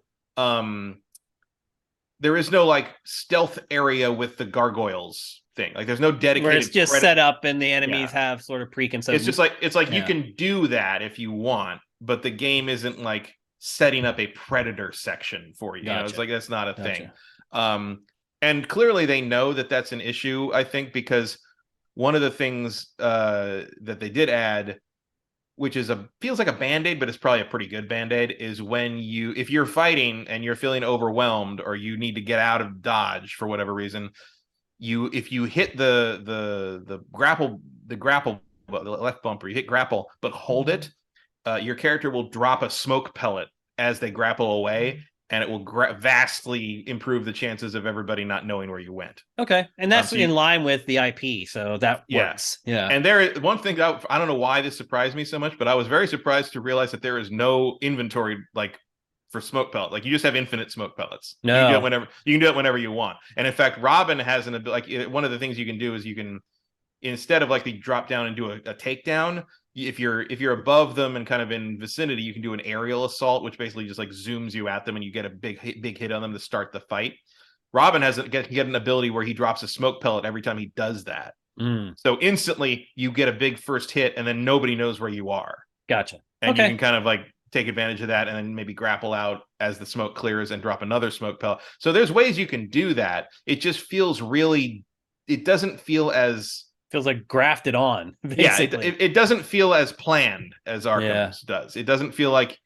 And I really... It wasn't until playing this game that I really... because you click the right stick to crouch and go into stealth mode. And I'm like... The way Batman does it, where you hold the right trigger and he sort of, when you're holding the right trigger, he's stealthy. And when you let it go, he's up. Yeah. And the smoothness of being able to do that, like I miss it every single time I play this game. Now it's a click. You're clicking the stick. Yep. That's part of the problem, I think, is that like, part of the problem is like there's part of it is half of it is ripping off Spider-Man, a vastly superior game. And half of it is sort of trying to plug the gaps of not being Arkham, but it doesn't play. It just plays like every other game instead of playing smooth like Arkham. It's not, because let's face it, even Spider-Man, which takes a lot of influence from Arkham, nothing feels like Arkham. No, it feels unique. Yep. Nobody. I mean, I guess the closest anyone's really gotten is there's moments in the Middle Earth, the Mordor games that kind of get there, but for the most part, nothing else quite feels like playing Arkham, which is another reason why I say that playing as Batman is a solved problem. Yeah, because that's that. Matt, do you regret buying it at all, or are you okay with the money you spent on the game? I do regret buying it. I would have. This is a $30 game to me. Okay, I probably wouldn't. Is it 60? 60, and I think it was like 80 or something if you wanted to get like the season, if there's a season pass or a deluxe version, or it was PS5 version is 60 or 70. Do you remember? I don't remember. I have it on versions. I got it on Xbox. Okay. And I'm pretty sure it was 70. I want to say it was 70. That's that was a long time ago, Shane. It was, I know.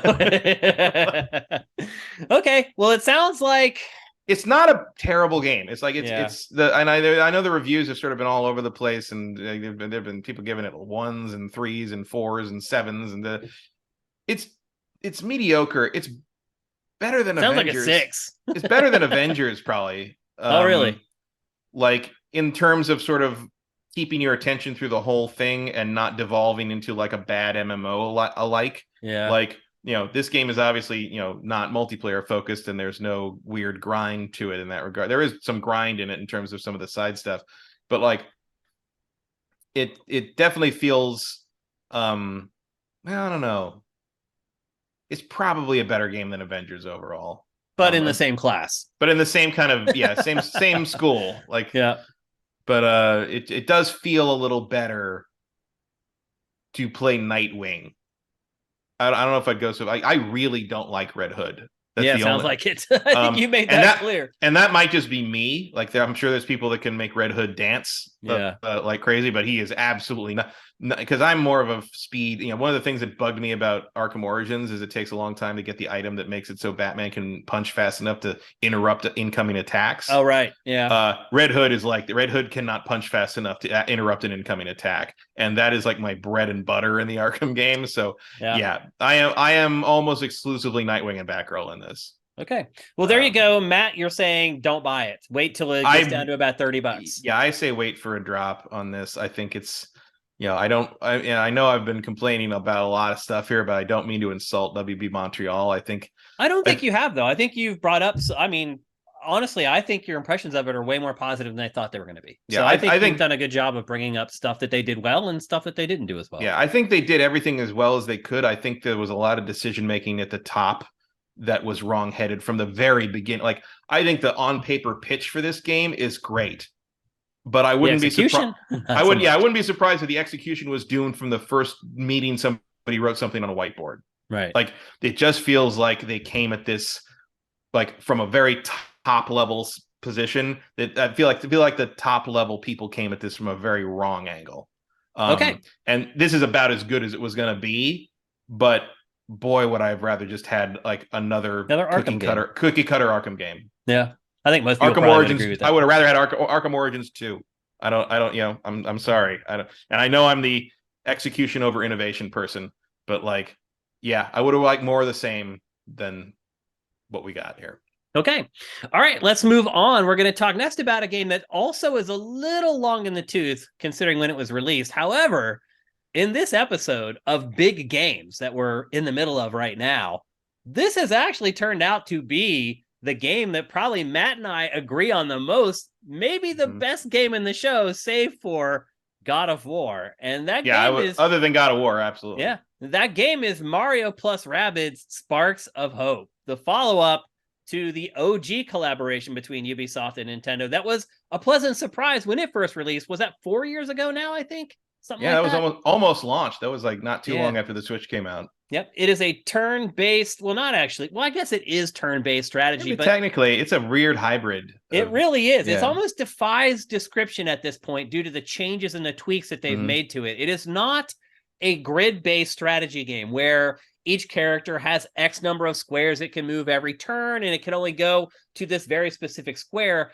Each character has a zone that it can travel in that limits how far you can travel, but it's very much open world. Like the fights themselves, you can approach them from so many different angles than you could the original game. It really changes things way more than I thought it was going to. Yeah, and you can even like kind of cheat that because like of the jump mechanic with your teammate. Like the couple times early on when I would do that, I'm like, am I supposed to be able to do that? I'm like, is that okay? And especially because like it took me a while to kind of realize that like when you move your character, you can just keep moving them. Yeah. Like if I want to move a character over on this side and have Mario run over to them and do the super jump and get a little extra space over that direction, I can go back to that first character and move them all the way back to where they were because you don't get stuck until you attack. Yep. And once you attack, then you're set in stone. But until then. But otherwise, you got this whole area to run around, and it's kind of genius. It is. It's very clever how they've designed this game. I was pleasantly surprised by it. Yeah. Like I wasn't expecting it to be bad or anything, but I was really they really found a way to make this game feel like its own thing. Yep. Let's get the story out of the way because it's really bad and really dumb. Yeah, I mean it's it's really a throwaway. No offense, folks, but it's Mario. The Yeah, story yeah. sucks. Yeah, basically a big monster shows up and he's going to destroy the land and you have to Hmm. stop him. And that's pretty much the whole plot of the game. If Yeah, you're we've been playing here this for its before. story or its deep writing or its exposition around Nintendo's Mushroom Kingdom, Yeah. you've come to the wrong place. It is Like I was very I'm like, why are you still hanging around with the rabbits? yeah, Like just don't ask. they're just kind of kicking it outside. It's almost like Peach can't get rid of them out of her yard, Yeah. and it's That like, is kind of oh, actually it feels like that is kind of the plot. like that's the weird thing is like I don't feel like the Mario characters would like these rabbit characters at all, especially since they're all dressed like them. Like identically, yeah. Yeah, it feels like that would be an issue, but Yeah, apparently basically not. it's a war over these things called sparks, which in the grand scheme of the game itself, the sparks are basically buffs that you can assign to each character. One Hmm. is a passive and one is an active, but the plot is all set around the controlling these sparks and the power of Yeah, the sparks and which blah are blah blah. just with the little star things from Mario Galaxy with rabbit ears. Yep. It's, it's Yeah. about There's all. like is there like 9 characters from the Mushroom Kingdom? Well, actually there's like 5 from the Mushroom Kingdom and then you get the Rabbid counterparts of Versions each of of those everybody, characters. and then you get like some new characters, Yep. including one very funny parody of Final Fantasy characters, which I enjoy. I enjoy Edge. Yeah, Edge is the new Um, character that came for this game. And then there's Bowser, there's Rosalina, there's Rabbid mm, Rosalina. But it doesn't go too deep into the character pool from the no, Mario you're not franchise. going to be playing Magic Koopa or anything. I mean, Yeah. It's not Mario Kart. Yeah, there's a little bit of Mario Galaxy in this, in that Yeah. each level is kind of set on a different planet. There's also a little bit of like Super Mario Sunshine in this, Hmm. and that there's like Cleaning goo. Yeah. goo that you're cleaning up. The Nintendo influence feels even stronger in this than it did in the first game, and it's Oh better yeah. for it. It makes it Oh more yeah. interesting. Well, it also helps that like the rabbits don't really have their own identity in Yeah, terms of like setting and trappings. They're just rabbits that scream. yeah, So you can kind of do whatever you want that way. And one of the triumphs of this game, I think, is they found a way to make it feel like Mario yeah. when you're running around the overworld and solving things. Like there's a lot of Mario Odyssey vibes happening there, Yeah, each as planet has well. its own little overworld that you can explore and you can find Hmm. stuff. You have to solve simple puzzles that will get you access to the different battles.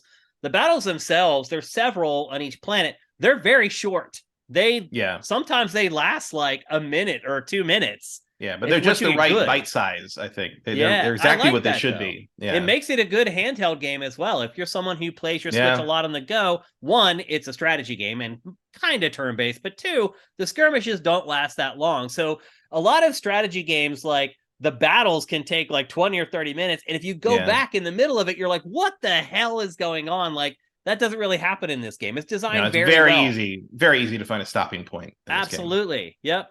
As I said, every character can be equipped with sparks. There's 2 for each character. One is a passive, one is an active.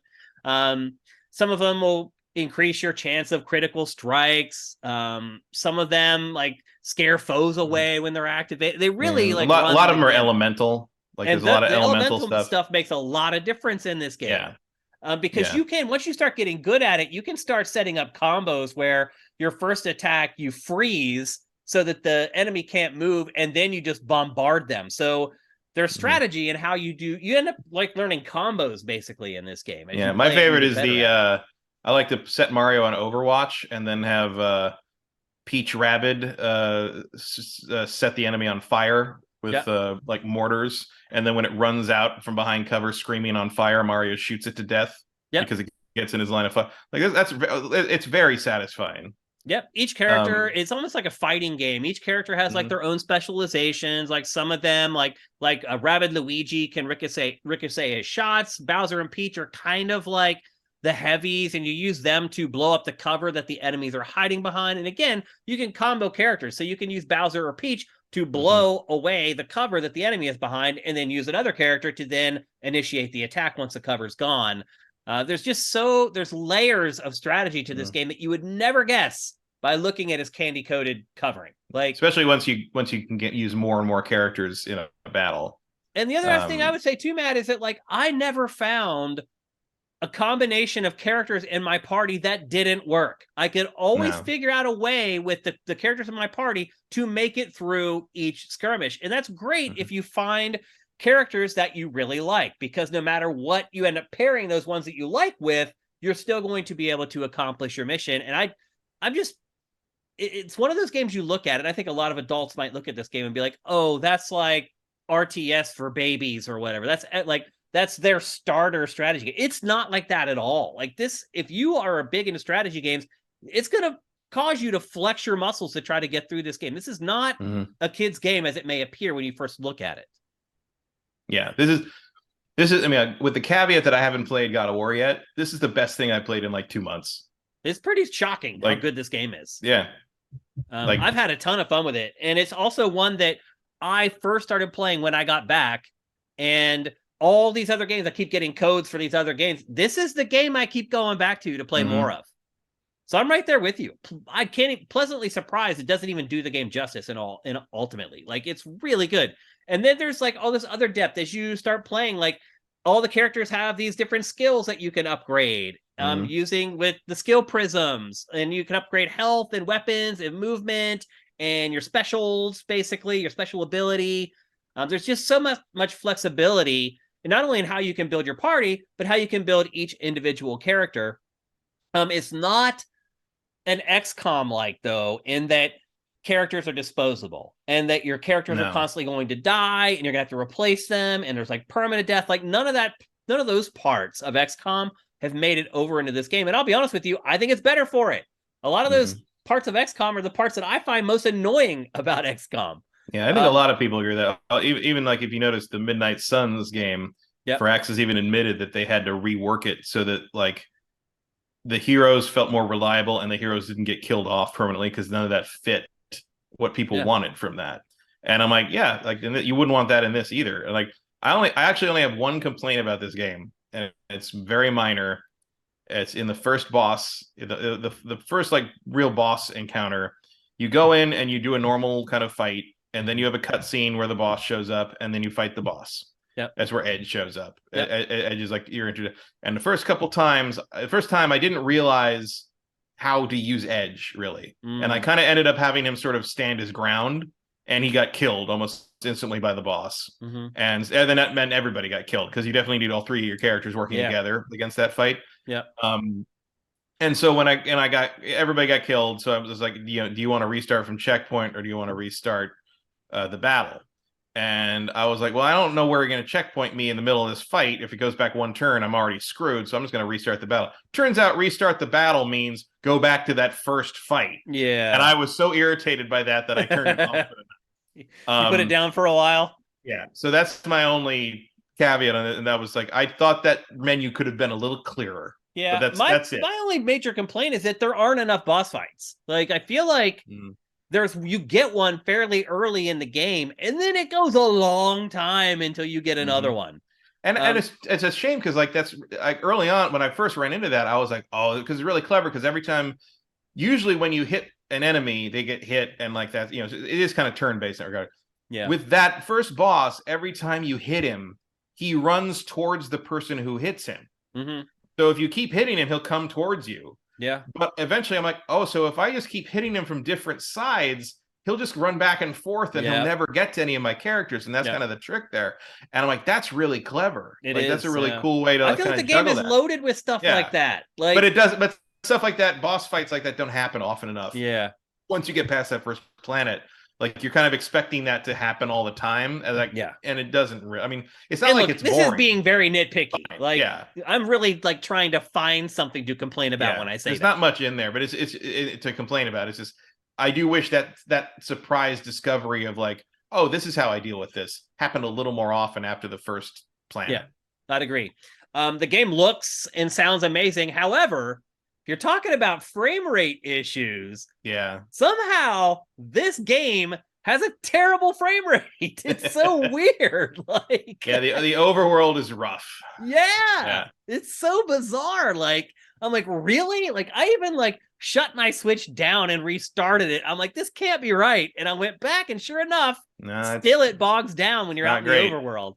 It's really weird. And then it's like, oh, run everywhere. I'm like, I'm not going to run anywhere because I don't know if this thing's gonna crash on me or not. It almost felt It like gets nasty in places. but it does look It's minor. It good looks and great. Yeah. it sounds great too. Like they've done it again, they've just done a really good job of working with the IP. Like you can see that Nintendo has worked hand in hand with Ubisoft on this game, and it's unlike anything else. Like, Yeah. and it's I also do think it's weird that like the two AIs are fully voiced yeah, and that's it. It's just like what, and then other characters will sometimes say like one word, right. but like no, and I'm like, what? Why? I mean, Why that's is kind of the Mushroom Kingdom, though. I mean, most Mario games, I? that's kind of the way Oh it yeah, is. but I don't mind no, but why The is AI. why are the robots voiced fully and no one? I mean, it's like the like Beepo or whatever his name. Like he's like Yeah, I yeah, think. he's like laying out this whole like mid-Atlantic accent speech, and then Mario's like, and then Mario's response will be like oh, this is like what? And once again, someone wanted to listen to that for 90 fucking minutes in the movie. Yeah. No. You're not going to buy this for the voice acting and the story. Just trust us on that one. That's not what you're going to buy it for. But it's also, I don't find it so offensive that older players would be turned off by it. Like, No, I feel like I the wouldn't think so. quality, the balance of the No, I think it's there. characters And and like, the I mean, look, missions. I don't have any real affection for the Mario universe, Yeah. but like this all works together well for me. Yeah. This is And it's one got a like lot of shortlist self-awareness for and one of the best games of the year so far. yeah, So, absolutely. and I don't know that there's a whole lot coming after this to knock No, it I off of real that and kind of I, top believe five. me, if you told me that like Mario, this game would review well or would be a solid game, I would believe you. If you told me I was going to like it as much as I did, I would have said you were crazy. Yeah, Like I I really agree. didn't I'm see right that there one with you. coming. It's great. It's a great Yeah. game. I highly recommend it, particularly if you're a Switch player who does take their Switch on the go. It's a great handheld game. I've been playing on my TV and it's awesome there. But and don't judge it by the first one. Yeah, Like don't be like, oh, I thought the first one was okay, but it did that's a great don't point. don't judge how you think you'll react to this one by how you reacted to the other one. That's a great point because the first one I stalled like 4 or 5 hours in and never went back to it. Mm-hmm. And this one I have blown past that number. And I continue to play it. So I mean, it's as far as like game 1 to game 2, it's one of the biggest leaps that I can remember. Oh, for sure. It's like because like the first one, I mean, the first one's good. Like it's like like the puzzle of figuring out the battles is cool and fun. In this one, every turn is fun. Yeah, like there's something cool or neat or interesting to do every time it comes back to you. Yeah, we didn't even talk about like some of the new stuff. Like there's the dash thing that you can do where you can line up enemies and you can dash through them and take them all out in one quick like sprint.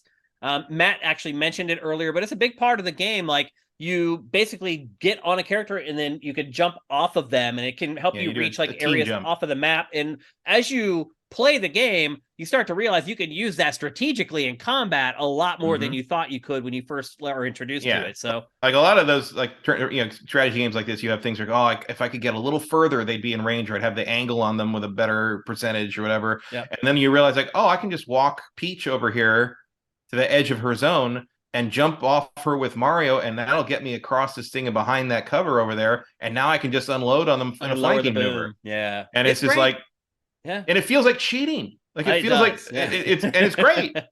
I kept discovering stuff like that as I play. I'm still discovering stuff like that, like finding new ways to work with very simple mechanics. It's great. It's like a Nintendo game made by Ubisoft. Yeah. It really is. So that's 2 massive thumbs up from both of us. Maybe we need a Mario Assassin's Creed. Maybe that's the trick here. I wouldn't go that far, but as far as turn-based strategy games, I think that they have found a great union that works great both directions. As far as just the content and having an affinity for the characters that are involved in it, maybe not so much with the Rabbids, but then marrying that with what you may perceive at first to be a very tried and true turn-based strategy mechanic, which ends up being anything but. So Mario plus Rabbids Sparks of Hope. That's 2 thumbs up from both Matt and I on GameFace. Next up, another game that's been out for a little bit that we didn't have a chance to discuss because I have been on the verge of death and on vacation for the last 3 weeks is A Plague Tale Requiem. Now, Matt and I have discussed the original Plague Tale Innocence many times on GameFace, how it was kind of this hidden gem that really didn't get the attention that it deserved, and probably deserved to sell better than it did, and probably deserved more attention as far as just the otaku talking about it. It just kind of came and went without a whole lot of waves. So here comes the sequel. They've had plenty of time to work on it. They had a great foundation for the original game. And then, Matt, somehow, I don't think that this sequel is better than the original one, unlike Mario plus Rabbids.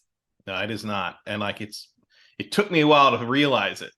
Like it early on, it makes a good first impression. It's beautiful. First of all, it's beautiful. Gorgeous. The water in this game. The foliage, like the pan down through the trees. It's just like, because I played the first one, replayed it in September in preparation for this to kind of remember and sort of, because I want to be like, because I guess, like you say, we praised it. I'm like, I want to make sure that was true. Like I want to go back and see if I still think that about it. I do. It's still good. Like there's some annoying parts, but like, for the most part, it's a really interesting game, and the story is refreshingly good, and has a lot of original ideas, and everything's pretty believable, and it kind of builds the character relationships well. It's good. And then you start playing this one, and it's like, night and day in terms of the visuals. Like the visuals are so next gen only for one.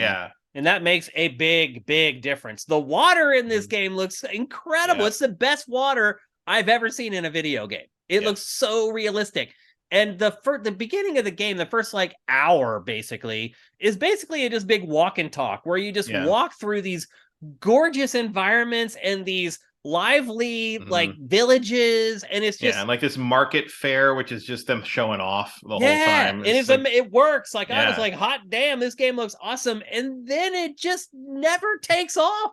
No, it's the stealth is almost identical to the original games, and it doesn't really progress. And that I don't care about innovation so much, but like the stealth in the original game wasn't amazing. It was more just good enough to get you through it. And this is and the other thing, and this is me being the nitpicky narrative guy, I don't think the story motivations work in this at all. I don't either. Like it feels like all the stuff that mattered already happened, and you're just like, this is just the aftermath. But also like it, because you're still playing as Amicia, the older sister, and you do play as Hugo a little bit, the younger brother.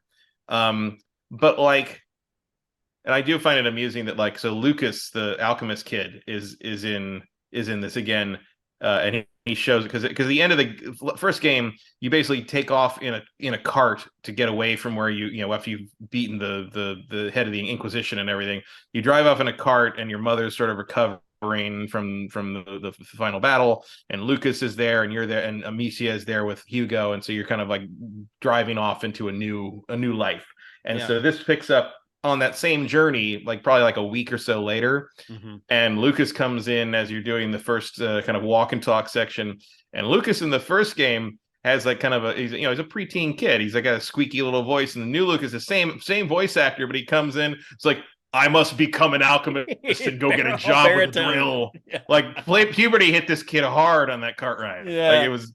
Well, the other thing, Matt, that I forgot about the first game, because I didn't finish it, but I played a lot of it. I forgot that it was just a stealth game, and that's pretty much all it is.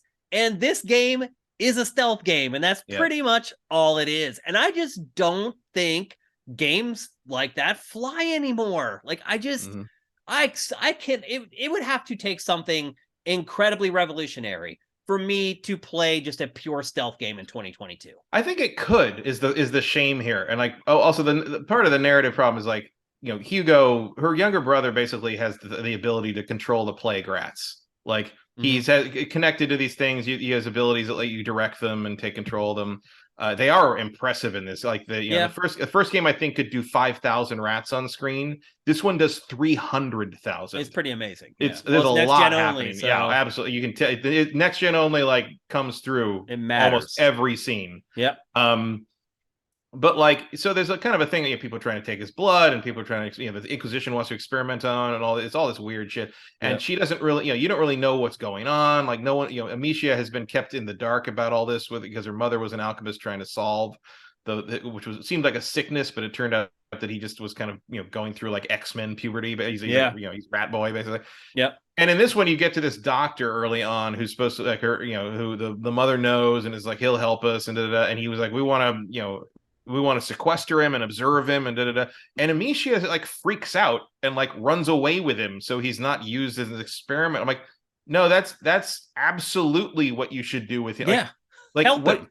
Like you saw what just happened in the Yeah. last two. Like you think you're gonna run out of, you're all wanted, Yeah. on pain of death, like through the rest of the countryside. What are you doing? Like Yeah. Amicia was always just in the first game was someone who was doing her best with the situation she was thrown into, and in this one she creates the stupid situation by being a moron. Well, the whole game is about running away. Yeah. They're trying to find this mythical island. They kind of hint that, hey, maybe once we get there, we can find a cure. But really, the people who can probably help them, they're running away from. Right. And you're literally trying to find something he saw in a dream. It's stupid. It's like, okay, you had a dream. Stupid. Let's just venture halfway around the world. Like, and it would be one thing if like this dumb, this not great story motivation was there to prop up like a really interesting evolution of what the first game did, but it's not. It's all the same. Like she can hit a guy with her slingshot to get away, as opposed to just instantly dying in the first game. But although you still lots of times you just instantly die. You're like I give up. Like let's just start over. Let's try it again. I do appreciate that in this game, that in the first one as well, that like there isn't, because stealth games frustrate me, and every once in a while you hit a thing where it's like, if you're fast enough and good enough with the sling aiming, you can just kill everybody. Dude, the sling works from like 300 yards away. Like it's like the enemy is a pixel on the screen, and I can just clock him right in the head. She's very good. I was hoping that like she would develop a little more like martial skill, and even early on, like you in the market scene. Like the Hugo points out like a sword. It's like, oh, a sword. I bet you'd be good with it. You should get a sword. And she's like, swords are for death. Yeah. So instead, I just finished the first game. I killed 400 people with your sling. What do you use? And then if you do get caught in the close combat, like you do the one attack with the sling that kind of knocks them down. And then you have to strangle them with the sling. Strangle them to death with the. I mean, and it takes like 10 minutes to strangle. What constructive methods are you using your sling for that isn't a weapon of death? Like it's dumb. Like there was an evolution. Like it'd be cool to see her sort of becoming more of a warrior, as he became more of the alchemist thing. And and maybe that happens later in the game, but I feel like I'm never going to find out because I honestly dropped this game pretty fast. Well, then like you finish like a section and you get closed off and you can't go back. So if you've missed something, like all the time, the doors are always locked behind you. Like they do some cool stuff with like fire in the grass. Like that's pretty cool. But otherwise, it's just this very rote stealth game with janky combat and a story that just didn't wrap me up. There's nothing pulling me through it once I got used to the visuals. Me either. It was beautiful. It is beautiful, but everything else about it was just meh. Like it just never hooked me. Like this studio is very talented, Matt. Absolutely. Asobo Studio, like they have a bright future, but they need to ditch this IP as quick as it can. Like clearly this was a one-trick pony. Yes. Here. Like it kind of worked the first game because it caught us off guard and it had the whole rat mechanic, but it's not something that like the studio has shown the ability to expand upon and make more compelling. So no, at the very least, really disappointed by this game. The one of the big flaw here to me is that it seems like they were almost afraid to reinvent it too much. Yeah. I think the sequel to the first game's still good. I still enjoyed playing the first one. But the sequel needed to reinvent this. Like, I'm saying the opposite of God of War. I'm saying like it needed to do the God of War thing. It needed to shock us with how different it was. Yeah. And how many new ideas there were and how much these characters evolved, both narratively and gameplay wise. And it doesn't do either of those things. Yeah. And you can get away with doing only one of them, but you got to do one of them. And it doesn't do either of them. Yeah, and there's really one way to play it. Like like there is like a skill tree, but it's not big enough that you can really shape like the way you play the game to be other than stealth 24/7. So no, and that is true of the first game as well. But the first game feels like it has more controlled, designed areas for you to sneak through, and this one has much wider, open stuff. But it gives you an ability to alter how you go through it, but also gives you way more ways to screw it up. Right. And it still but it still feels like there's a right way to do it. Yep. And it doesn't feel so much like improvising until I get through the area. It feels like I'm trying to figure out what the developer wants me to do. Yeah, this is one of those games where you're constantly throwing stuff to try to divert the enemies and like ultimately you need to throw the rock or whatever exactly to this one spot because otherwise they detect you, and if they detect you, it's just game over. I was really disappointed in this game, Matt. I really thought it could be, something that we'd be talking about at the end of the year, but it's not. It just isn't. So it's probably a candidate for graphics, but that's about it. Yeah. I am excited to see what Asobo Studio will do next because or who buys them. Right. Because they have a lot of talent, and you're right, Matt. Like, that's a studio that one of the big three should be looking at for a purchase. Mm-hmm. Absolutely. If I were Sony, I'd be looking real hard at them because this is basically the Rats of Us. Yeah. Right. Yeah. Like if you, with some more guidance and some collaboration, like they could be turning out Last of Us style stuff. Yep.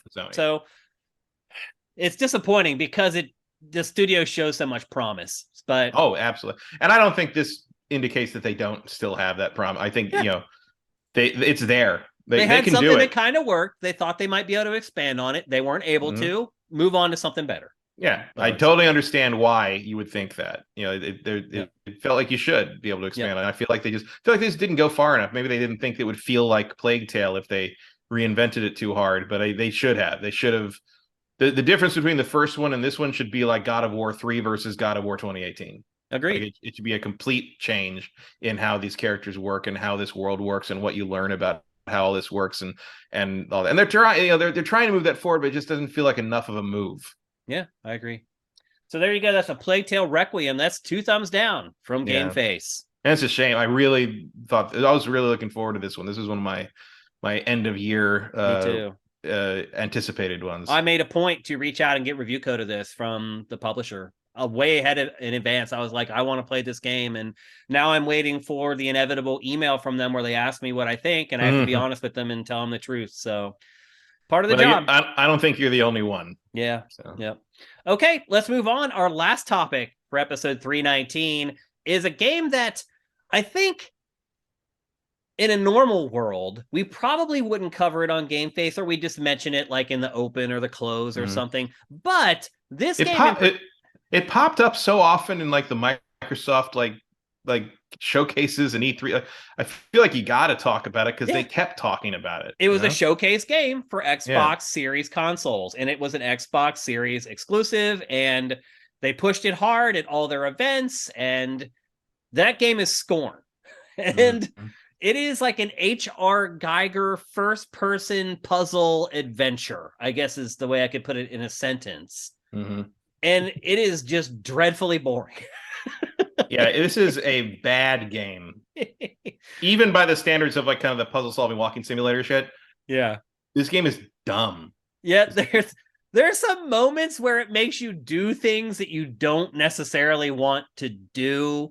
And there's some power in that. And it was released around Halloween, so I think people want that kind of experience around that time of year. So I think the release window was smart, but mostly it's just a big slog of trial and error with very few clues. Like, playing this game, Matt, I struggled so hard to not go on the internet and just look for the answers to stuff, because even when I would find things or figure things out on my own, when I didn't feel good about it. It didn't feel rewarding. I was just like, I just tried everything and then finally figured it out. Like, sometimes you would even get to some place where you think you figured something out and you couldn't. Like, one of the very first puzzles is this wall with like these egg-like things on it, and it's a slide puzzle. So you need to slide like these eggs through this grid to get these very specific eggs to this point where this machine would grab it and crush it and blah, blah, blah.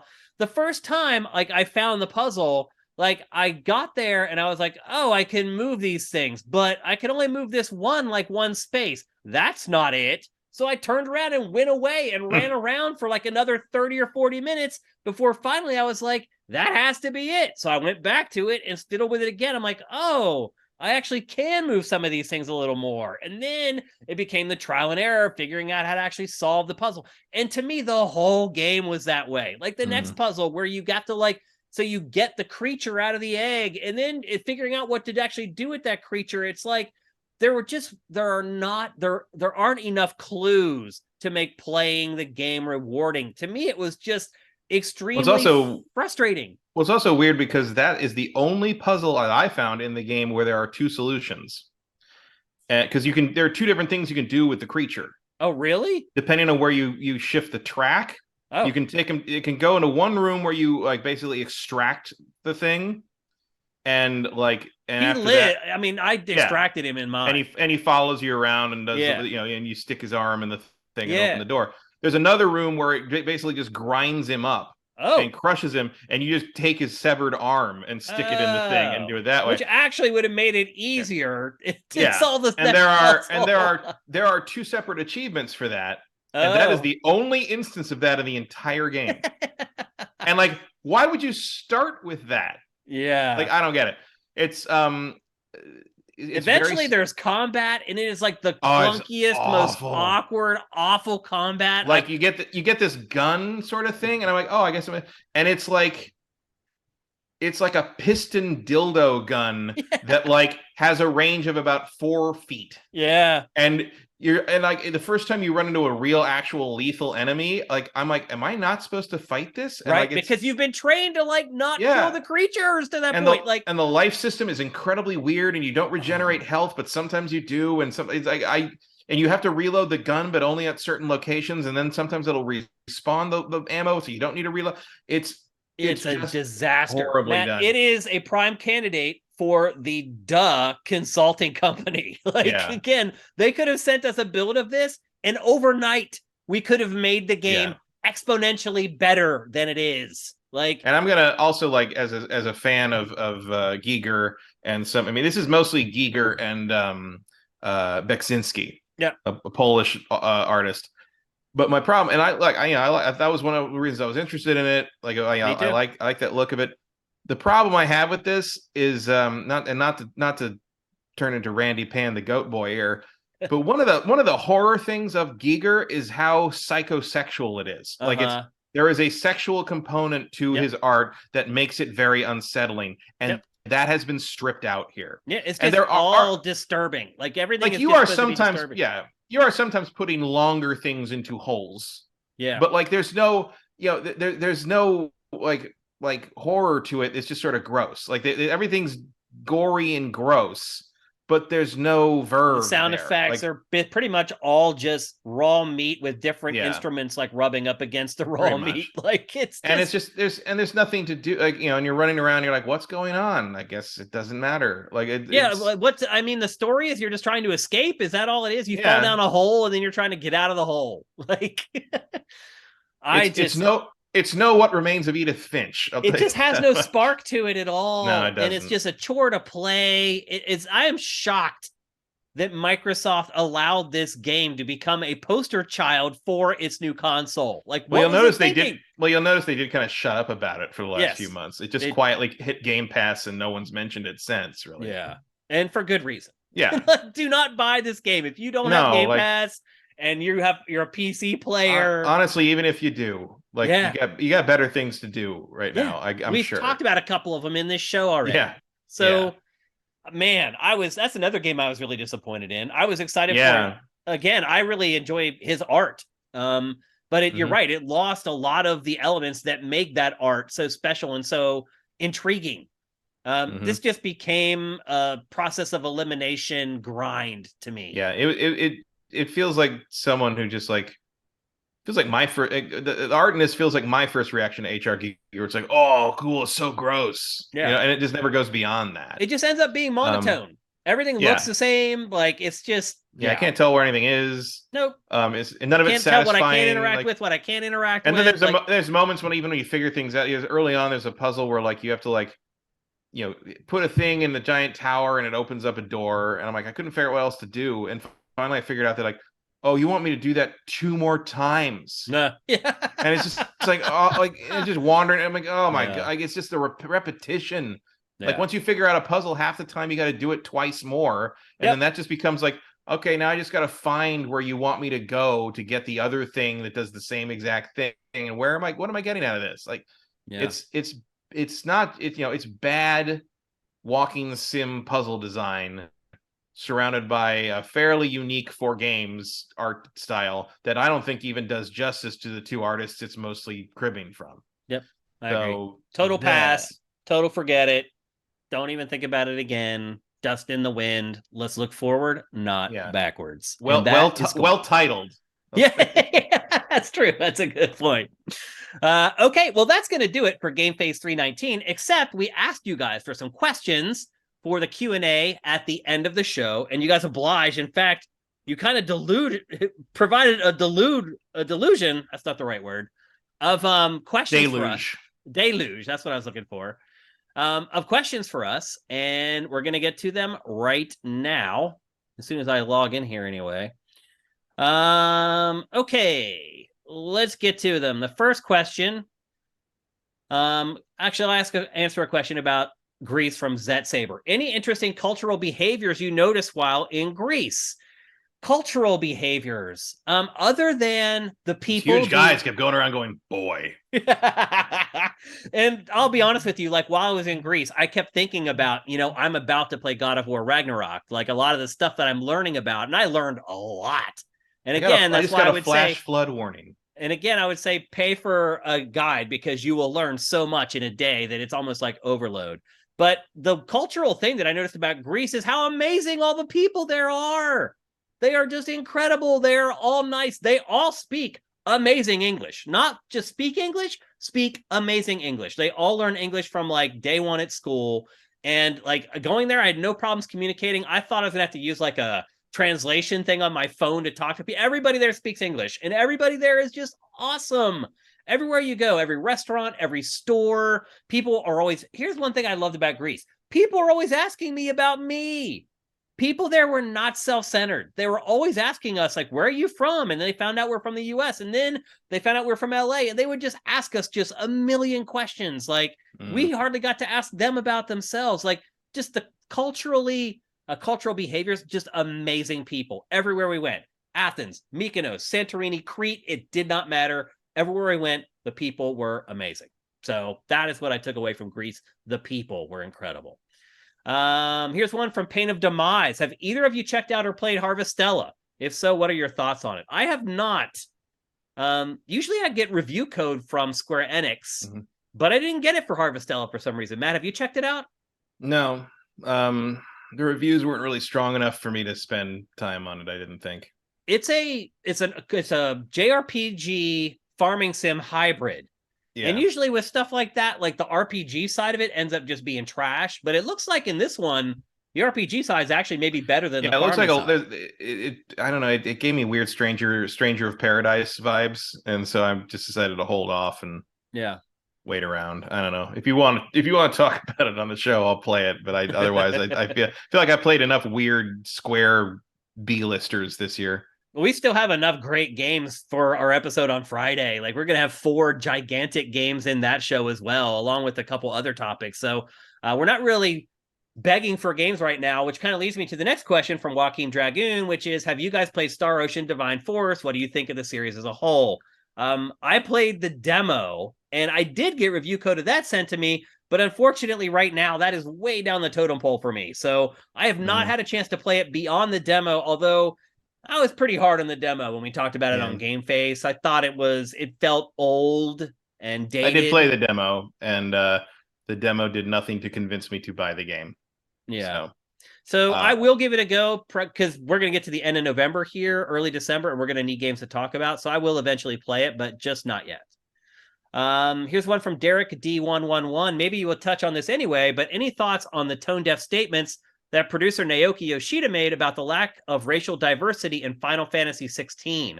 I actually did not see this quote, Matt. Did you see what the quote was? Yeah, I did. It was basically like someone asked about how diverse the population will be in that game, and he gave some weird thing about how like we're not basically, it was like we're not gonna, very roughly it was like we're basically not going to do that because we want to be historically accurate to the medieval Europe we're trying to replicate. Okay. And it's like, bro, okay, first off, medieval Europe was very, very diverse. Like the people wandered in and out all over the place. It was everywhere.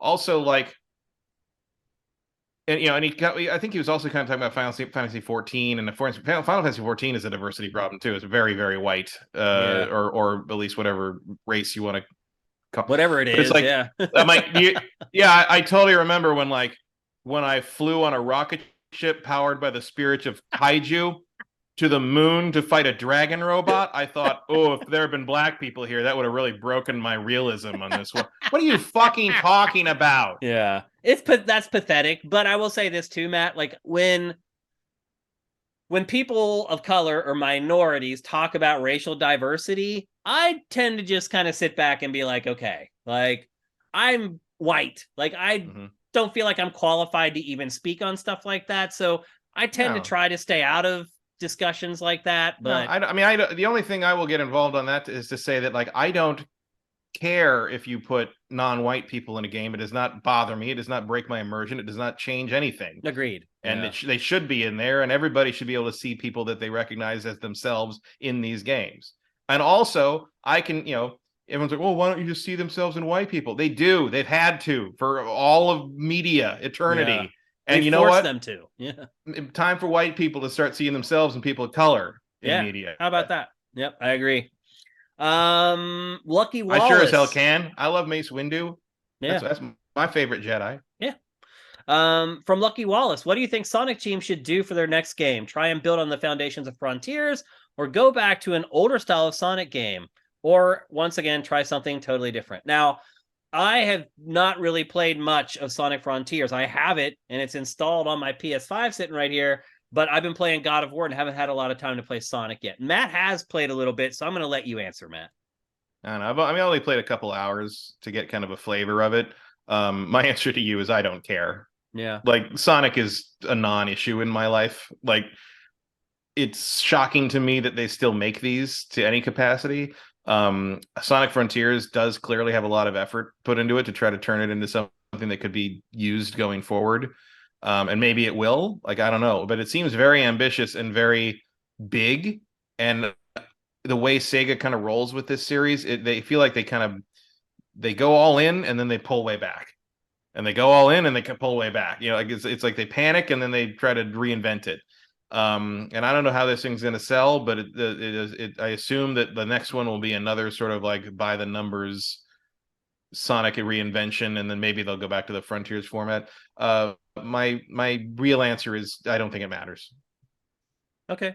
They sell what they sell. There's that one core fan base of Sonic that I find extraordinarily weird for the most part, and I don't understand why this particular property attracts such strange fandom, even by the standards of fandom. But maybe it's partly because of like kind of the permutations the lore has gone through, but like I also can't imagine a grown person caring about the lore of Sonic. If you like a nice little primer on the weirdness of Sonic, if you're sitting there wondering what the hell I'm talking about, go to YouTube when we're all done here. Go to YouTube and look up Comic Drake Ken Penders and watch the video about the epic saga of Ken Penders, the artist and writer of the Archie comics for Sonic for many years. I promise you do not know where it's going. Okay. That's what I think about every time I see a new Sonic thing, is like, God, this shit's weird. Here's one from Justin. Is there a game, movie, or TV show that you recognize is just trash, but you don't care? You love it.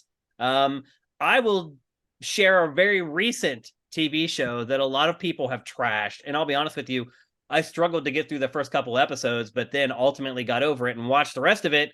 And that is Dahmer on Netflix. The first couple episodes of that are very hard to watch. They are just brutal and evil and creepy.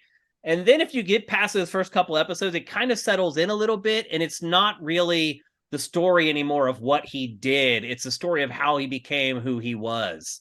And I thought it was just excellent. The actor who plays Dahmer in that, like, it's kind of scary, like how accurate he plays. It's Evan Peters. He's good, man. Like he just nailed it. It's Quicksilver. Yeah. So I thought it was a really good show. I can understand why some people think it's trash and think it's, exploiting the victims and stuff. Netflix's biggest thing in forever. So they're already said they're making 2 more seasons of Dahmer. Wouldn't be Dahmer, but they're going to do other serial killers. Oh, okay, got you. But I thought it was really well done, really well acted across the board. Yeah. So maybe, but you're right. It is trash. You're right. Yeah, it's trash. Yep. What I mean, about you, Matt? I already talked about Equilibrium Yeah. earlier. Yep. I guess the only other thing I'd say I mean, I'm a Transformers fan. Like 99% of Transformers media is trash, but I still enjoy it. I'll never defend it, but yeah, there's plenty of room for trash. Here's a show that everyone's watching that is absolutely terrible, The Watcher. It is. I had No, I downloaded haven't a seen few that. episodes of that to watch on the flight home while I was getting COVID, unbeknownst to me. And it is just terrible. Why are you people watching that show? It is So abysmal. so what you're saying is The Watcher gave you COVID. Maybe. Yeah. Let's see. We'll take one more from Stefan Swanland on Twitter. Where do you place Andor in the Star Wars echelon of live action media? The Empire Strikes Back is still my favorite, followed by Andor.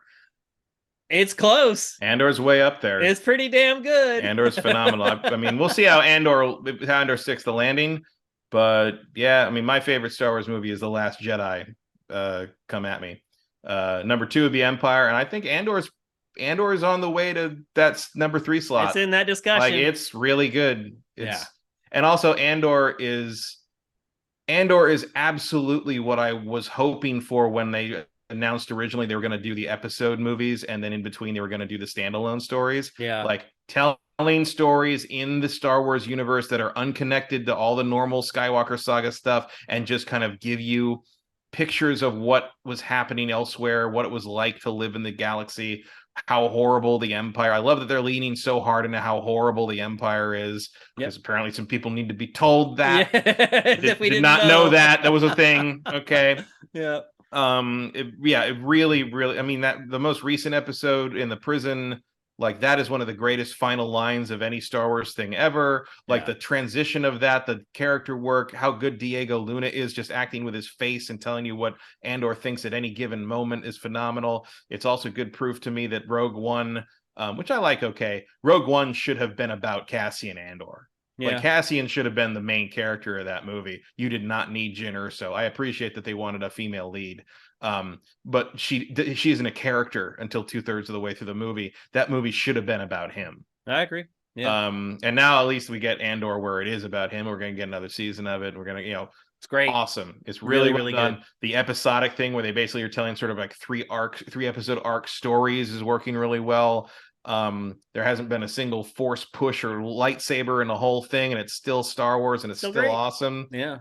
They're doing a really, really great job. And how amazing is it that this is show run by the guy who wrote Armageddon? I know.